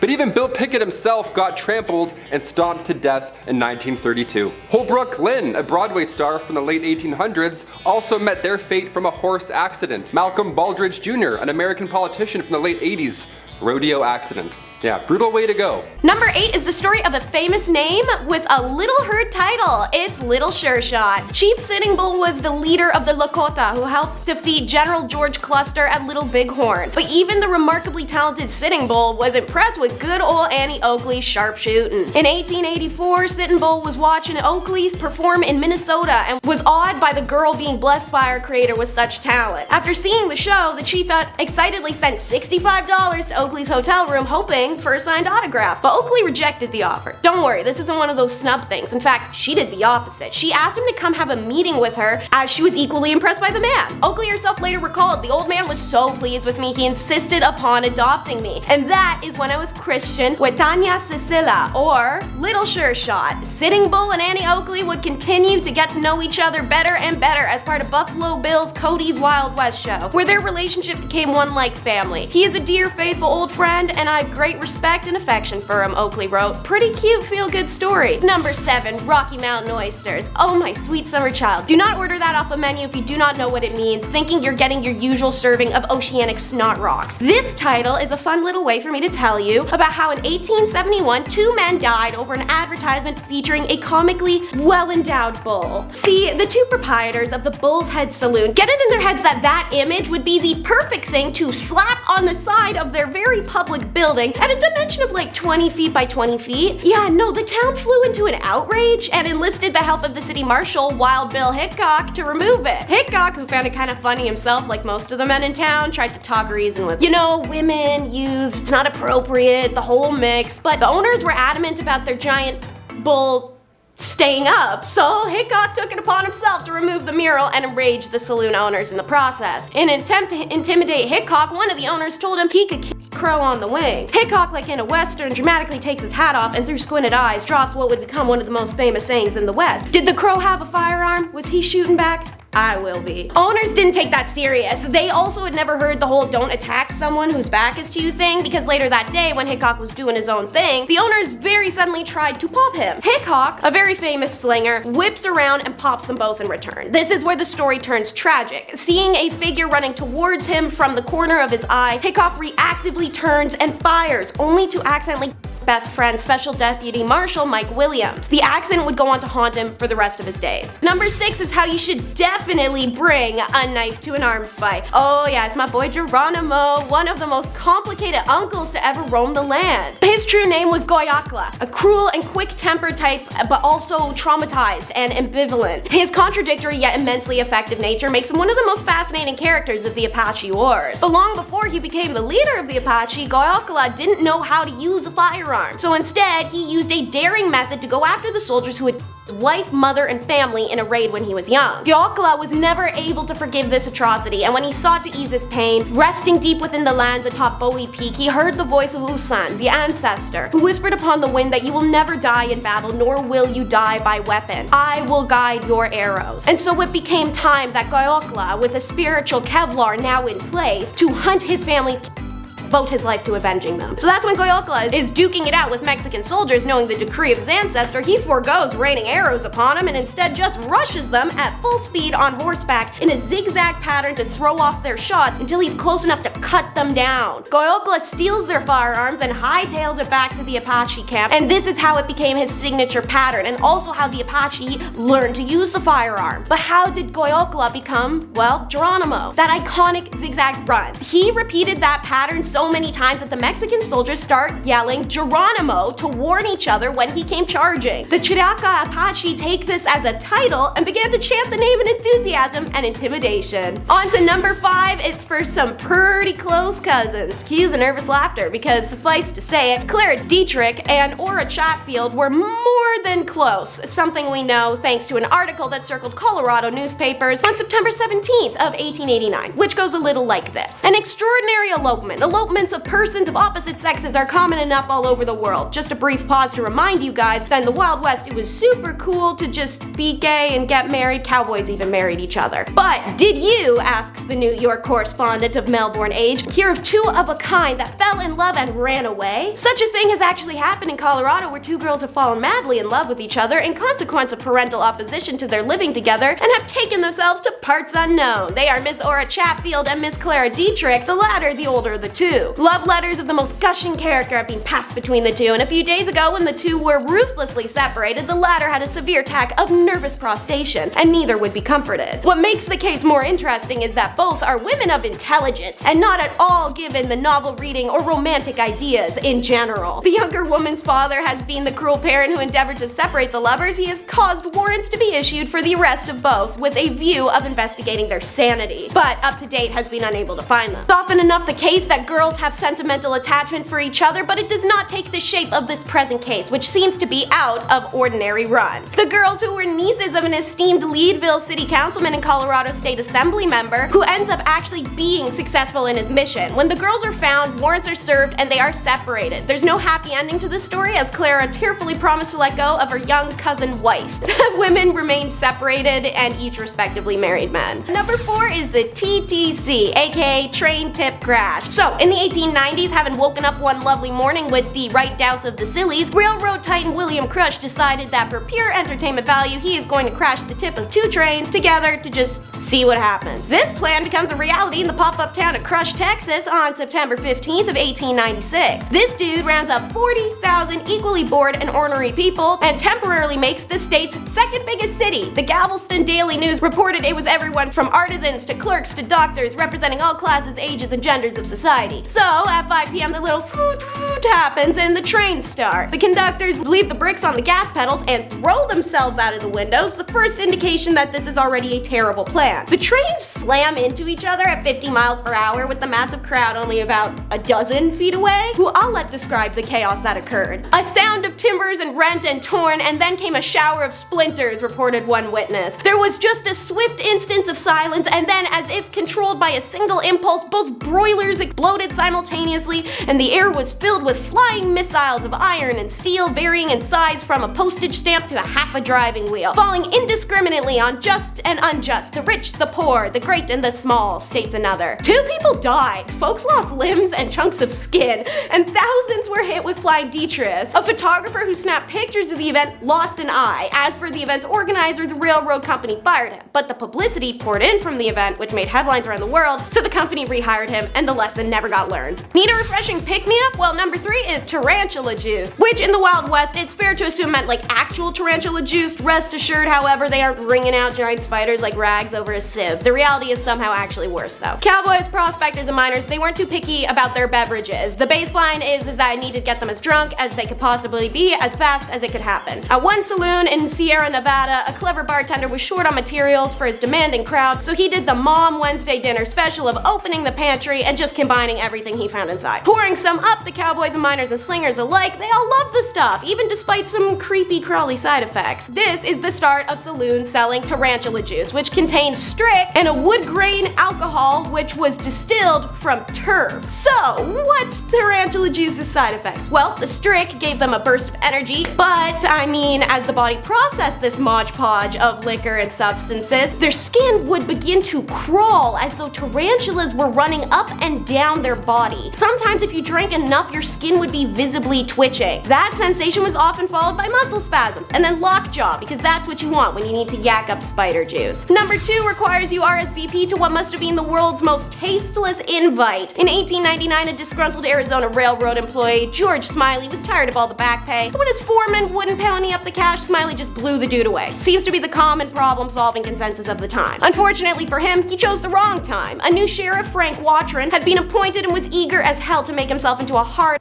not meant to be effed with. So when the verdict came out that Smiley was to be put to death, Frank pulls out the cardstock and the Crayolas and makes 50 super fancy invitations reading the following. You are hereby cordially invited to attend the death of one George Smiley. His soul will be swung into eternity on December 8th of 1899 at 2:00 p.m. sharp. Latest improved methods of scientific strangulation will be employed, and everything possible will be done to make the proceedings cheerful and death a success. Yep, pretty tasteless. Bet Smiley turned into Frowny at that one. This invite was so rough that it finds its way to the White House, where the President William McKinney demanded it be changed. A second, rather sarcastic invitation was issued by Watron, wherein the message was changed to, with feelings of profound sorrow and regret, I hereby invite you to attend and witness the private, decent, and humane death of a human being named George Smiley. The said George Smiley will be sentenced on January 8th, 1900. You're expected to deport yourself in a respectful manner, and any flippant or unseemly language or conduct on your part will not be allowed. Conduct on anyone's part bordering on ribaldry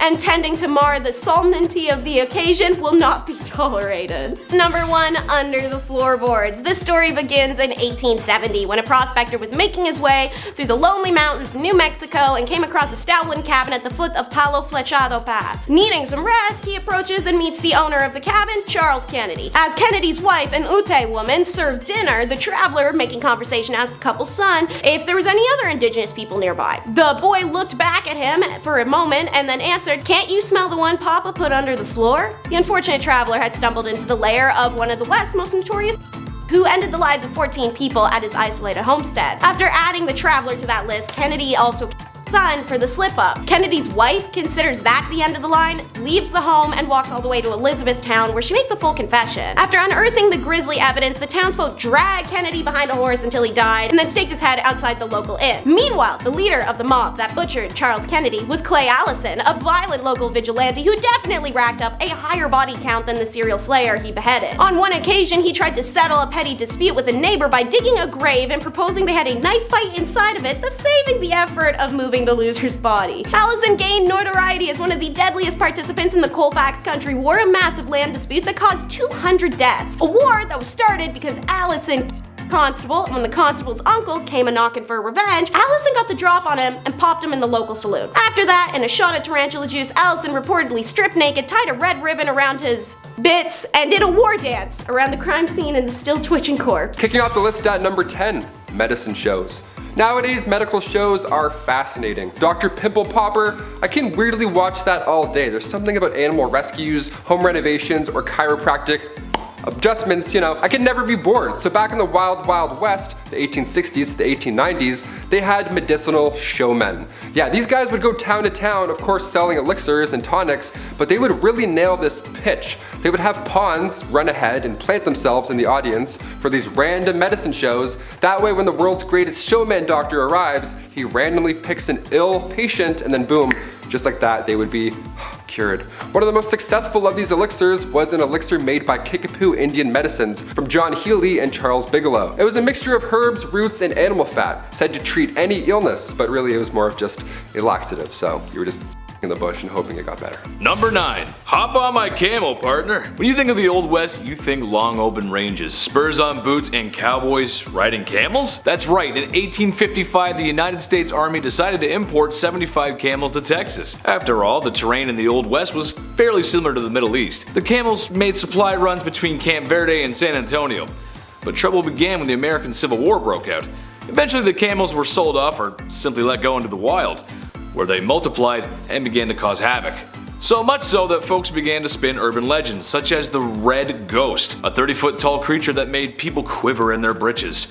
When in reality, most people had never seen a camel before and it was just a feral camel wandering the desert.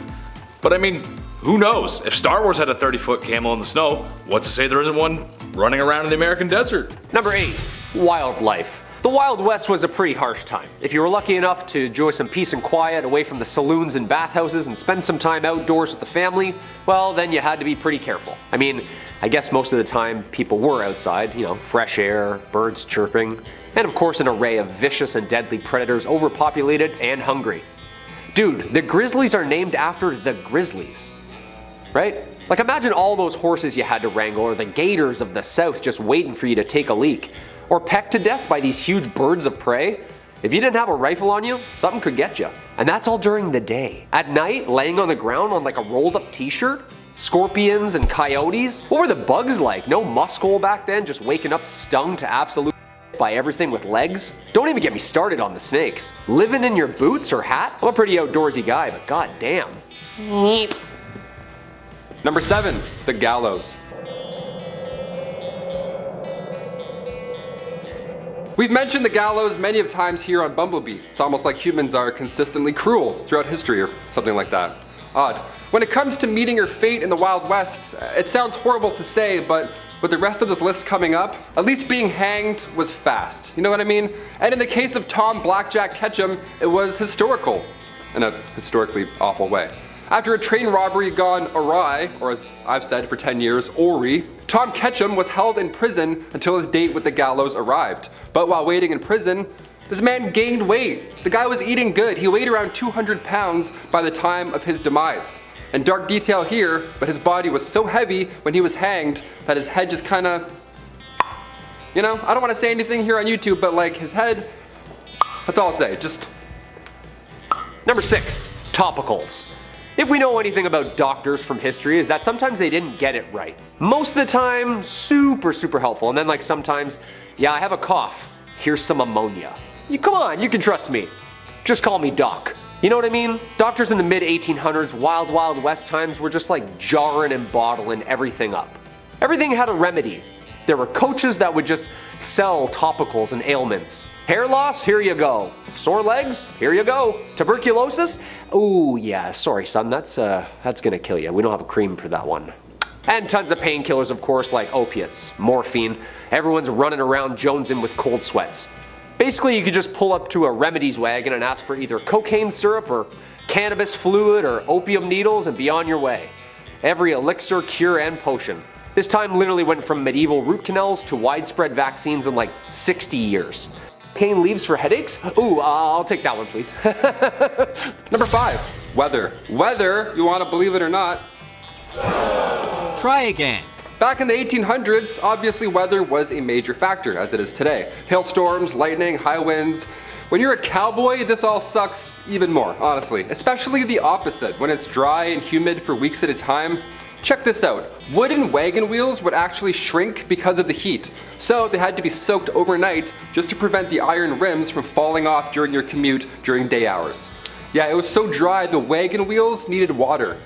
Yeah, sorry I'm late, my wagon wheels were a little thirsty. Yeah, I had to wait for them to soak up some fun. I can't even drive a car downtown without having a panic attack today, let alone rubbing axle grease on my dry lips, waiting for my wheel to drink water. Number 4, gangs. If you've played the Red Dead Redemption series, then you've probably held up a train or two.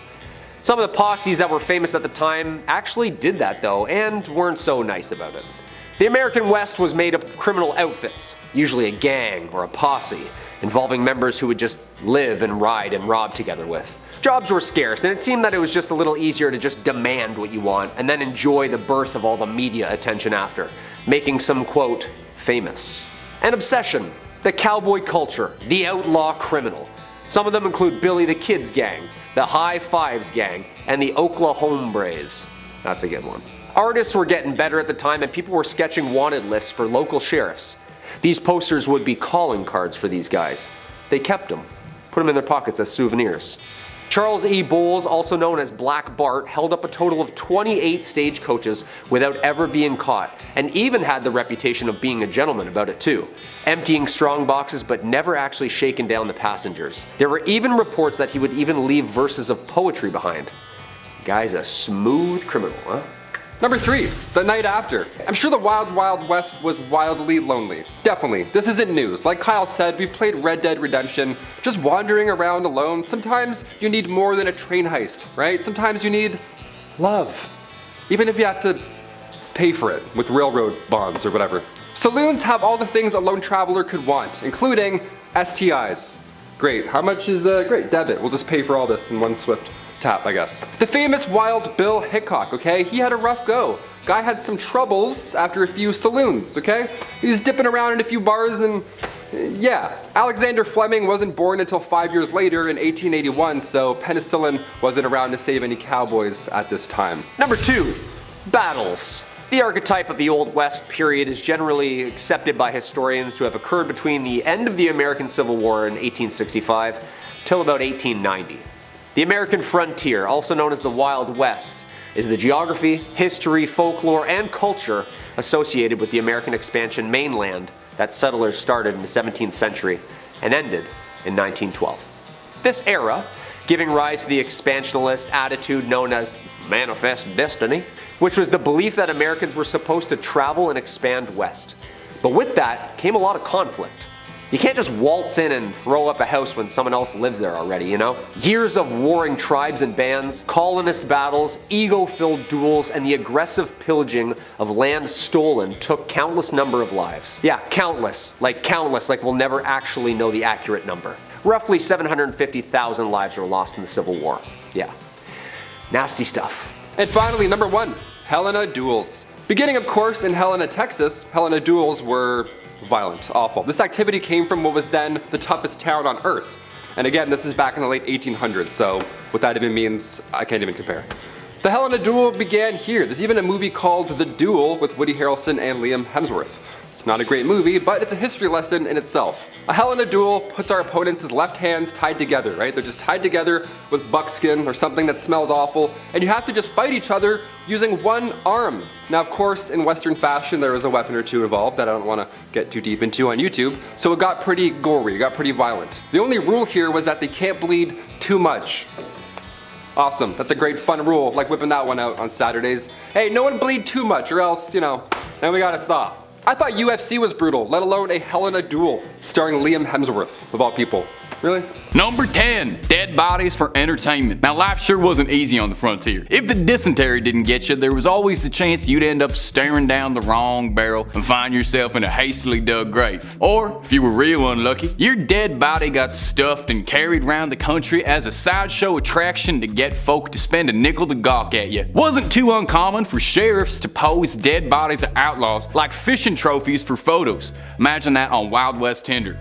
Elmer McCurdy was one of the last famed outlaws who, after a failed train heist, found himself buying the farm at the hands of lawmen after a $46 take. McCurdy's body was taken from coroners by someone who claimed to be a friend, But really, all they did was sell them across the country to circuses, carnivals as the body of an outlaw that you could come pay a nickel to see. Eventually, McCurdy would end up in a Long Beach, California, where a TV show being filmed was using an amusement park as a backdrop. Set designers were moving a prop mummy in the haunted house, only to discover that the prop wasn't too much of a prop at all, but was the stinking corpse of the no-good varmint Elmer McCurdy. He would end up getting himself a proper burial after 66 years. Hey, you think your job's hard? Feller was working 66 years after dying. It's a living or dying. Number 9, cowboy shows. Is there anything more iconic than the cowboy? The symbol of American freedom, manliness, and all things that made the West.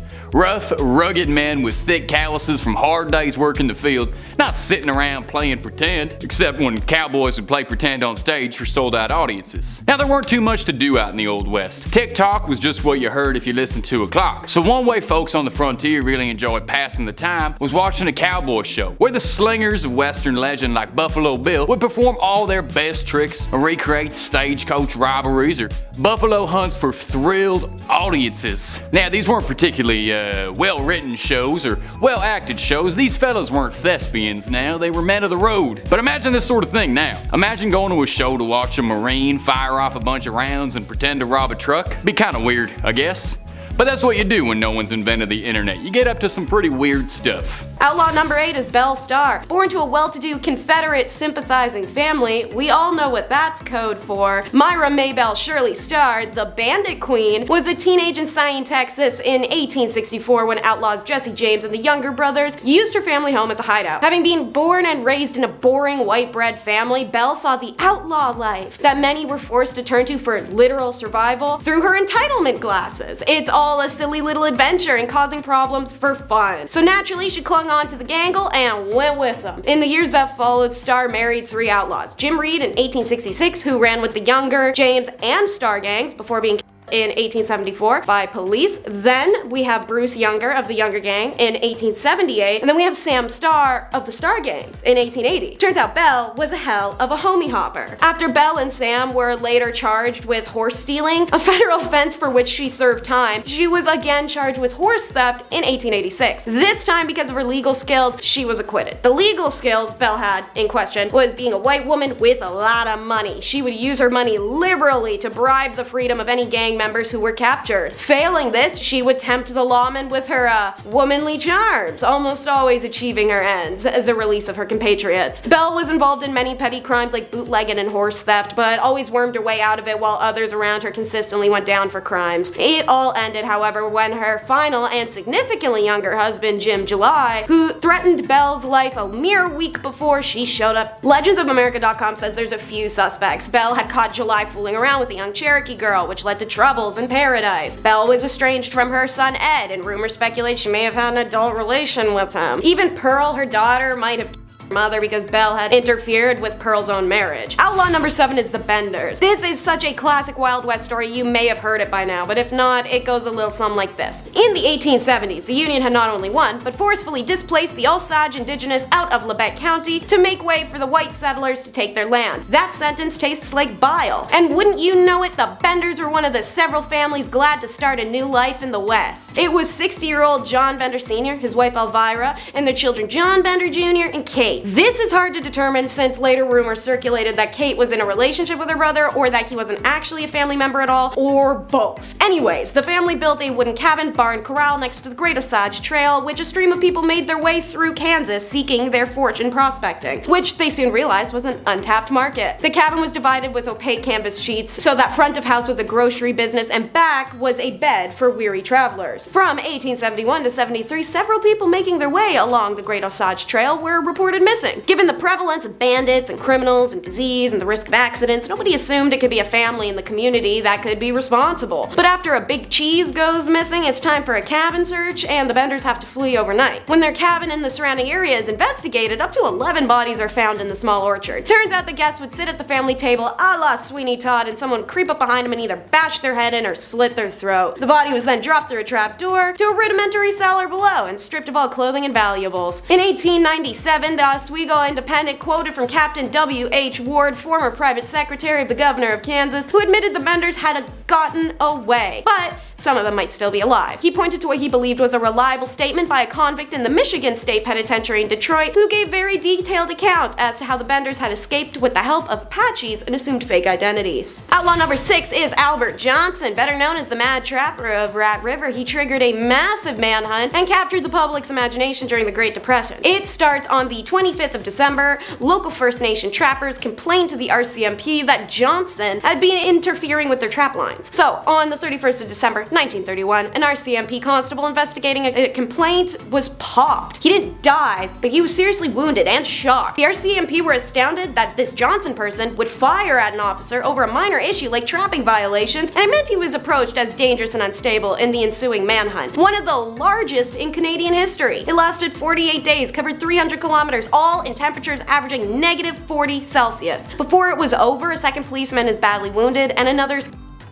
tentatively but never positively identified as Albert Johnson, was so skilled at outdoor Yukon survival, Bear Grylls style, that the police had to employ bush pilot Wilfred Wop May to track him. So, May spots him and directs foot patrol to Johnson's location, and he gives signals that finally help take Johnson down in a fatal shot to his spine. The trapper's extraordinary flight from the police across subarctic terrain in the dead of winter captured the attention of the nation and earned him the title the Mad Trapper of Rat River. To this day, there's no motive for his crimes and the escalation of him, and his identity remains a mystery. Outlaw number 5 is Delphine Ladari. In 1834, at the mansion 1140 Royal Street in the French Quarter of New Orleans, a fire broke out. The neighbors rushed to help the family evacuate. However, when they arrived, they noticed Madame Ladari, the wealthy socialite, seemed to be alone, until they searched the home anyways. And what they did find upstairs, hidden away in the attic, is a group of captive African peoples living in conditions so violently horrific that even the rich white folk of that time period forgot their racial biases for a second. Eyewitness claims that there were at least 7 people beaten, bruised, and bloodied within an inch of their lives. Their eyes were gouged out, skin is flayed, and mouths filled with excrement and then sewn shut. One woman had her bones broken and reset so she resembled a crab, and another woman was wrapped in human intestines. The witnesses also claim that there were people with holes in their skulls and wooden spoons nearby to be used to stir their brains. It turns out one of the elderly captives had actually tried to burn the home down in an attempt to take her life. See, previously, Delphine had been caught forcing her captive workers through absolute living hell. She kept her 70-year-old cook chained to the stove, starving, and then there's the man who was so scared of punishment he threw himself out a 3rd-story window. Well, she's forced to give up all her captured Africans after witnesses see her burying the corpse of one who had taken their lives. Of course, the police all looked the other way when she purchased them back though, until they found out how monstrous she was behind closed doors, let alone in public. In a shocking act of compassion for these captured people, especially in 1830s, Delphine's neighbors actually formed a mob of over 400 people, smashing windows, tearing down fences, doors, and shutters, driving the B-word and her family from their home. Outlaw number 4 is Bill Dueling, whose gang, the Wild Bunch, was actually who inspired Butch Cassidy. Also called the Oklahombre, Dueling's group gained a reputation throughout Arkansas, Kansas, Indiana, and Oklahoma as stagecoach and train robbers. Following a train robbery, Dueling was shot in the foot and retreated to Ingalls, Oklahoma to heal, evade capture, and get married. His wife Edith had no idea until after the I do that she'd married an outlaw. That's a fun conversation to have on your wedding night. However, honeymoon doesn't last forever because 14 US Marshals come to town a few months later to apprehend Dueling and his homies. They thought they were subtle at first, camping out not far from Dueling's last location, but somebody's snot-nosed kid sees them and goes and snitches to Dueling, shouting that deputies are coming. And come the next day, September 1st, they came alright. Walked right into what's now known as the Battle of Ingalls. Dueling escaped and managed to avoid capture for another year with those of his gang who hadn't perished in the battle. Thanks to the hard work of the 3 guardsmen, most of that group had been wiped out. Knowing that his freedom was limited, Dueling made several offers to surrender in exchange for a light sentence, but his offers were rejected. So Bill rejected the offer to be arrested and simply took off with his wife to Eureka Springs to chug down some medicinal waters for his shot foot, which had developed rheumatism. But the tenacious guardsman Bill Tilgan tracked him all the way to resort, and in January of 1896, the famous lawman single-handedly captured the outlaw. Offering no resistance, Dueling's taken back to Oklahoma, jailed,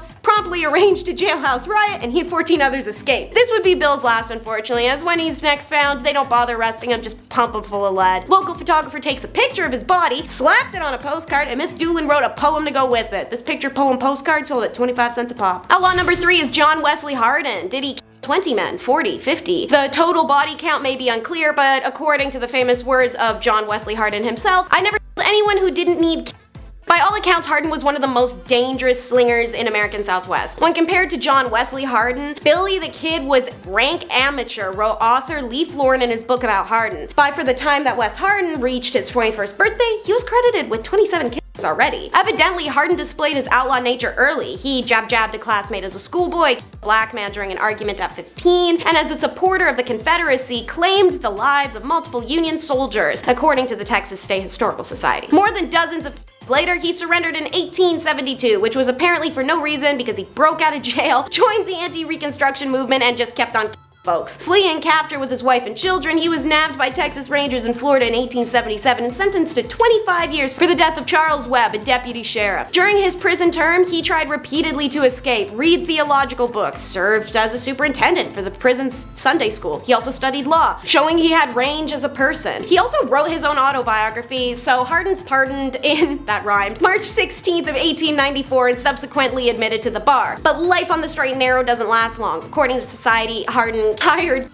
to slay one of his clients whose wife he was having an affair with. And so on August 19th, 1895, Constable John Selman, one of the hired weapons, Hardin's in the Acme Saloon. Ironically, it's believed because he hadn't paid for the hit job. Outlaw number 2 is Levi Helm. Levi Boone Helm was a mountain man and slinger, but he's best known as the Kentucky Man-Eater, for, you guessed it, man-eating. Boone was part of a group that would steal and slay all over Oregon and Idaho, but Boone had been a longtime Apparently, it all started one day when Boone and some others got caught up in a snowstorm. The animals and all the men perished except for Boone and a man named Burton. They had discovered an empty cabin, but it had no food. According to Boone, he had started trying to light a fire when he heard a bang, only to turn around and see Burton had given up and taken his own life. For hungry Boone, however, the cogs start turning, because like a Little Caesar's pizza, that's some hot and fresh food at his door. He just had to crack open the box, so to speak. Boone would make it out of the winter storm and return to his life of crime, but he wouldn't evade justice forever. He and the rest of his gangle are eventually arrested and brought before a court. Boone tried to defend himself, but it was all in vain, as even the Old West didn't take too well to dudes eating other dudes. He was convicted. Outlaw number 1 is Bill Longley. While the first man on our countdown, John Johnson, targeted indigenous folks for his serial slayings, Bill Longley directed his evil tendencies to mainly African Americans of the Wild West. He grew up in Texas during the Civil War, followed by the period of Reconstruction after the defeat of the Confederate South. And young white Southern men raised with hardened racial opinions seethed over this and often took to heinous crimes. He was one of them. His first confirmed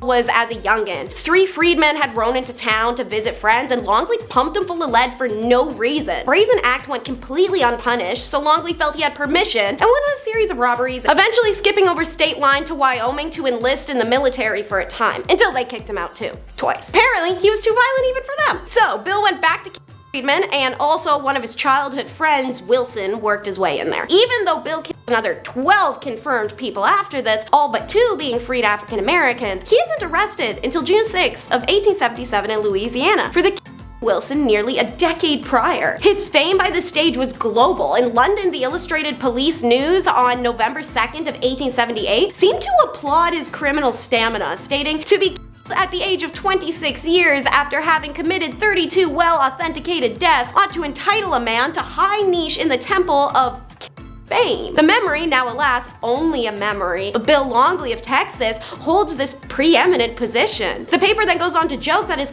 black people in the plains was like his version of going after big game to Longley. It was a sport where the hunter pursued the hunted just for the thrill of chase, not actuated by some unworthy are by love of filthy lucre, and the seldom even by the violent passion of hatred and revenge. When he killed, it was usually from pure love of his art, out of sheer spirit of wickedness and mischief and nothing else. Outlaw number 10 is John Liver-Eatin' Johnson. This story varies in detail per account, but overall consensus is the same. Some dude John head west to prospect for gold, where his wife is allegedly killed by a crow brave. Alleged because she was also Crow clan, so it doesn't make much sense why that would happen. A grief-stricken John then decides to go on a slaying an estimated 300 Crow braves, and allegedly eating their livers, partially due to the fact that the Crow clan believed that the liver was necessary anatomy for them to go on to the next life, but also because he was deranged and gross. Somehow, Johnson made peace with the Crows after a decade or so, but he hadn't lost his taste for human livers. So, he targeted the Sioux Nation next, who didn't do anything to him. They just happened to be indigenous and nearby as he roamed Montana with other mountain men. They didn't share his man-eater tendencies, but they sure as hell wrote about him. One story recounted an obituary obituary for Johnson on February 11th of 1900 tells how a group of mountaineers watched Johnson track down a badly injured Sioux warrior using his blood trail, only to scalp and behead the poor man before cutting him open to reach for the liver, which he then ate raw and offered to the horrified spectating mountaineers, and was offended when they said nah, as if they hadn't just watched him dog the bounty hunter a guy and then behead and eat him. What's most shocking, or not really, seeing how indigenous folks are treated in the Americas, is the whole eating human liver thing was actually viewed by mainstream society as a joke. In 1893, Johnson wrote to the Billings Times declaring that he was trying to quit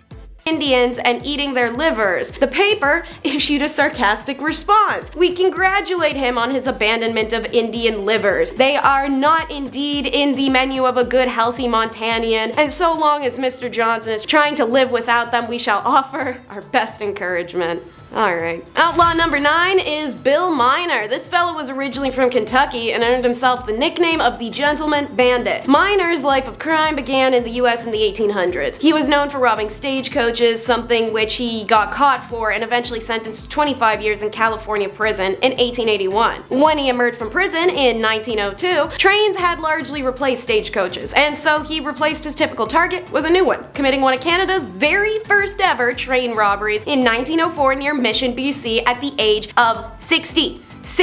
Miner was reportedly the first hold-up artist to use hands up as well, coining the phrase, which was smeared all over newspapers and became the signature phrase to inform someone, hey yeah, this is a robbery. Bill's second train victim was outside Kamloops in 1905. When the law closed in on him, Miner tried to pew-pew his way free and he was caught and jailed. He later escaped the penitentiary in New Westminster, fleeing back to the US, where stories of his end varied. Weirdly, his story stuck with Canadians, and there's a bunch of folk songs and an orchestra and a PB-style movie dedicated to him, so yeah. Gonna get down and dirty, then let's talk to it. Fun slang is up next. You and your lady done did your courting and are getting hitched. Time to impress her with some manly and sexy terminology. Cowboys had a way with words, so it's not too surprising that they used some pretty colorful terms to describe matters of the heart, and that included courting. Getting hitched was a serious business, and spooning or sparking no less. The vernacular was different back then, and lots of phrases and terms used that were common enough that even if they sound gibberish to us, they were full of comprehensive sentences then. A bunch of these are actually still used casually today. From a list of dirty Wild West slang, here's a few recognizable terms. Screwing, fooling around, painted lady, and knocking boots. To get the wrong pig by the tail is dying out a little bit more now, but essentially means picking the wrong person for something. Meanwhile, some more creative and lesser heard slang terms are perooting, which means intercourse. Spooning, unlike now, actually meant intercourse, not cuddling. And a California woman was a term for a separated but not yet divorced woman. Get the mitten was a playful way to tease your homie about getting rejected. For people with dirty mouths, they refuse to get their mouths dirty. What do I mean? While some factors of the Wild West were a free-for-all, one thing agreed upon across the board of the Wild West was that oral pleasure was just a little too exotic. This finding is documented by Chad Heap's novel Slumming: Sexual and Racial Encounters in American Nightlife, 1885 to 1940, and states that the euphemism in cowboy slang for the act was the word French. It's not as if it wasn't anywhere else in the world or just had recently become a thing. The act had existed in many regions and goes far back into the BCs. It just seems that people in the Wild West felt it was a little too European for their liking. In fact, oral was so sparse that even the painted ladies were against it, shunning other workers who performed it and refusing to associate or even eat with them. Well, it's time to get freaky deaky, so let's talk contraceptives. Because it wasn't going in here or back there in the Wild West days, so ladies had an issue on their hands if they wanted to avoid a pregnancy but still wanted a literal romp in the hay. Especially since condoms did exist, but they were super expensive, so people had to find out prevention methods. Pregnancy and childbirth were incredibly dangerous at the time, and with so few women, it became a dangerous game to even get pregnant. In fact, men and women on the frontier passed during childbirth. Women were often left with the choice of life-ending pregnancies or noxious substances to prevent or diminish a pregnancy. These substances were also deadly and contained toxic ingredients, often from plant sources, that would end unwanted or simply prevent egg fertility. The long-term side effects for many women, especially those who worked in brothels and ingested these substances more frequently, would become infertile completely. Ovarian cysts were also a side effect, as well as hemorrhage or organ failure from overexposure to these poisons. It's sad, but in the Wild West, many women had to decide whether to have a baby or the high risk of possibly dying giving birth. Contraceptives, unspoken rules of oral, it seems like they could be hard to learn your birds and bees. So next up, the only way to learn was to learn by trying. That's right, the classic toss them in the deep end and watch them drown approach. Sure, you could get a vague idea as to what intercourse entails from living in towns that had literal brothels or semi-public intercourse, which we'll get to in a little bit, but it was mostly word of mouth or unhelpful packets called marriage manuals. These late 1800s safe sex brochures were laughably inaccurate and stressed the importance of only engaging in the activity during marriage. If you wanted to know anything beyond that, you'd have to learn by doing it yourself. As you've heard, it was pretty chill back then, so when it came down to some PDA and some romping, the whole abstinence pitch was about as useful as their killer contraceptives. There was no proper education on intimacy, which means not only did people not know enough about their parts, but they also had no knowledge of diseases that could come with them. These manuals also highlighted how self-given pleasure was unhealthy because of the use of human,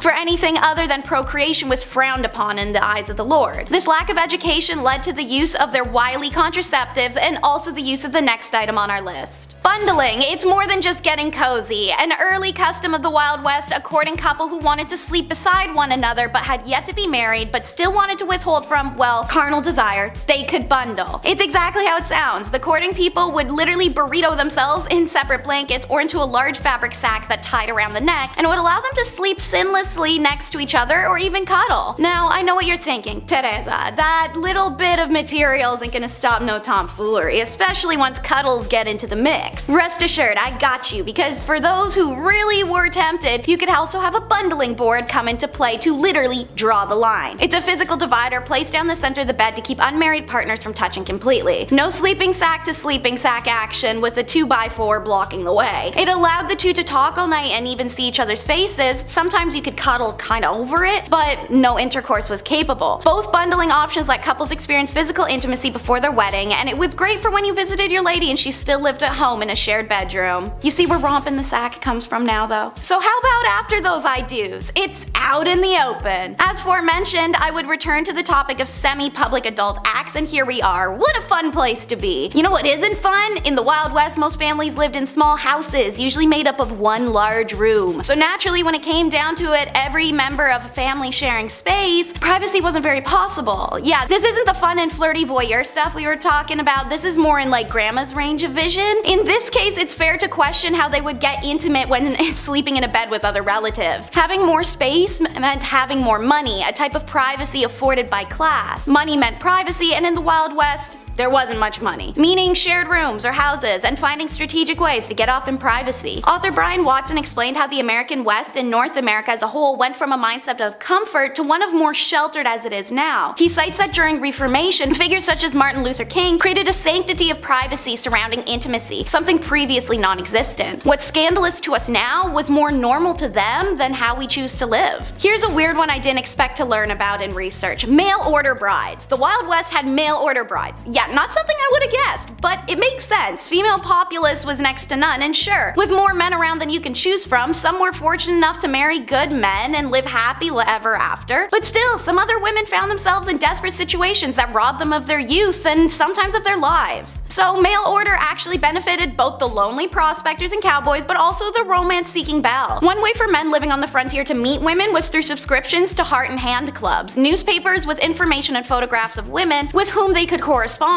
Eventually, a man might convince a woman to join him in the West, in matrimony, or a woman convinces the man. Social status, political connections, money, companionship, or security were often considered more than love in these arrangements. But some used these to genuinely connect and enjoyed a lengthy correspondence courtship. Some knew each other well and had courted prior to a separation, or were connected by their respective families in different cities. We all have that auntie telling us she knows someone she likes for us. Although some matches ended in significant disaster, others yielded lasting contentment and happiness. In brief, amazing women left hearth and home and traveled great distances to marry a man, and if they were lucky, it'd be one they'd fallen in love with through letters. And last but not least, homosexuality was no scandal at all. In fact, it was widely accepted, normalized, and not even questioned. Y'all think Brokeback Mountain came out of nowhere? Even though Victorians didn't write about it, homosexuality was very, very common then as it is today. But because the Victorians avoided the topic, Hollywood followed suit with depictions of the rugged cowboy and roguish Western life that was simplified and manly. This modern erasure of homosexuality, as well as the racial whitewashing of the cowboy image, has long since been disproven by modern research. Archives survival photographs, memoirs, diaries, and more open attitudes have uncovered the shocking underworld of the West. Wild West society didn't necessarily label people as homosexual or heterosexual, but rather allowed each person to be who they needed to be in any given moment. With women especially not as present in large communities such as a mining camp, some men would fill the role of a woman for physical pleasure and domesticality, and normal gender roles were challenged. This was recorded in Alfred Kinsley's 1948 study, Sexual Behavior in Human Male. This same study reported the highest frequencies of homosexual intimacy to be among men in the rural farming communities, and that cowboys and miners even often coupled up in unions known as a bachelor marriage. Part of this comfortable acceptance comes from the exposure to the neighboring indigenous communities, where we've always acknowledged two-spirit, an indigenous exclusive multi-gender identity, or simply beyond the grasp of sexuality and gender labels. The concept of cross-dressing or same-sex partnership is completely normal. It's crazy to think how LGBT people of the Wild West may be quite scandalized by some of our modern world's present mindset towards them. Let's prepare for some Western lovin' by first learning the rules of courtship. A cool thing to note is that women had a lot more rights without needing a man in the Western frontier. You could own a business or land, or be a bounty hunter or sharpshooter, or just as easily be a brothel keeper or a grocer. Ladies had range. But there was still a ratio of like 90 to 10 men to women on the frontier, so the population had to happen somehow. Courtship required intent to avoid scandal. Young men, no matter how honorable a dandy or lowly a cowboy, must ask a young lady's male guardian for permission to court her. Courting held an inherent promise that said, we are spending time together to see if we desire marriage. To be courting doesn't mean you're engaged, but it did signal to all others that the lady was spoken for. Essentially, it was dating. Not this modern version that's been butchered by the last few generations, but rather what we saw in TV classics like Seinfeld, where it was casual and comfortable, no determination on length, just seeing how you two fit together. Courting included meals with the woman's family, taking her on a sleigh or carriage ride. Parlor games, reading aloud, and picnics were very popular, and courting actually made ice cream dates a thing. The Atkinson Daily Patriot printed the following ad on May 16th of 1881. It will also be in order to treat your girl to ice cream as often as once a month. Girls often exchanged things such as a locket, a coin, or even a bullet shell as a gift. If a couple was financially strapped, exchanging locks of hair was a memento as well. Oh, and also coffee. Cowboys sometimes hoarded coffee to impress women. You've learned the rules of courtship, now it's time to claim your lady by sparking and walking out. And no, that's not light a cigarette and leave the room. Sparking and walking out were acts of courting that signified deeper involvement. This is when we started getting to the relationship or engaged parameters. Sparking means to engage in courtship, but it was also a nickname for kissing in PDA, which the American West was considerably less prudish about than the East and South Victorians, seeing no scandal and a little touchy lovin'. This is particularly due to the scarce supply for women as aforementioned. Walking out together is a little more like in the East and the South. Young ladies had a reputation to protect, and parents will be parents, regardless of the time. Going on a walk or walking out meant that courting people could be in the public eye, and therefore they could ditch a chaperone. Anywhere else this would have been a huge scandal, but on the frontier, non-married couples would walk out in public to signify their claim and show mutual respect for it. Now anyone would know if someone was an unloyal partner, and bonus, it's before you tie the knot. For a man to take his lady to an event, it could involve a lot of work. Ride into town, reserve a carriage, retrace the mileage back with the rig to collect the lady, then go back once more. That's a lot of time, labor, and dedication, and it's a true testament to the love many couples shared. Walking out remained a popular day even for the married.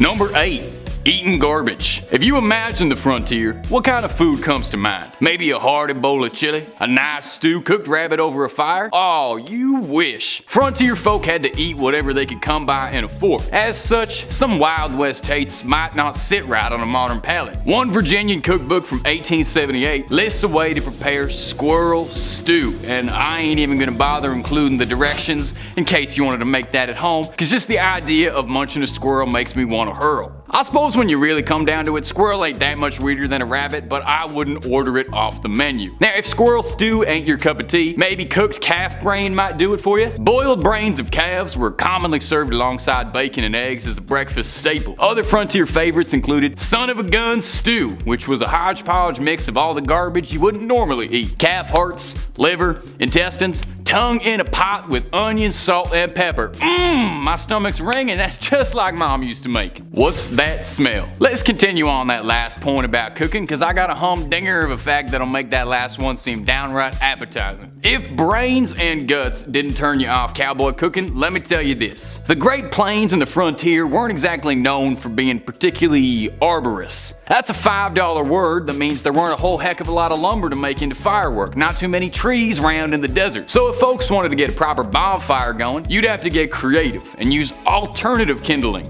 namely feces. Lots and lots of buffalo crap. Now if you're still watching this video and you ain't clicked out, let me keep explaining. It sounds horrifically disgusting, and I certainly would not recommend you use feces should firewood be available, but by all accounting, prairie chips, as they call them, were plentiful, easy to find, and worked real well as kindling. They were quick and hot and allegedly didn't smell half as bad as you think, but I'll take their words for it. I would not be surprised none at all if life on the frontier didn't burn their sense of smell. Living in a mining town was expensive. Now this might surprise you, but working in a mine in a mining town wasn't particularly a good time. It wasn't just awful and hazardous to your health, making your lungs black as midnight on a moonless sky, but it was also affecting your wallet. In fact, living in a mining town was more expensive than it was to live in modern day Silicon Valley, and cowboys don't even have the luxury of Uber Eats. You had to wrestle up all that food yourself. You think inflation's affecting your grocery bill now? During the gold rush, real shucksters would price gouge on everything. If your town was getting hit by that gold rush and prospectors were swarming on in, general stores would raise the price on everything to crazy degrees. For example, a carton of eggs from a flourishing store in California would run you $3 in 1951. Now that don't sound too bad, but adjust that for today's inflation, and that carton of eggs comes out to $105 for eggs. That better be the best omelet I ever had. If you knew you had loads of miners in town,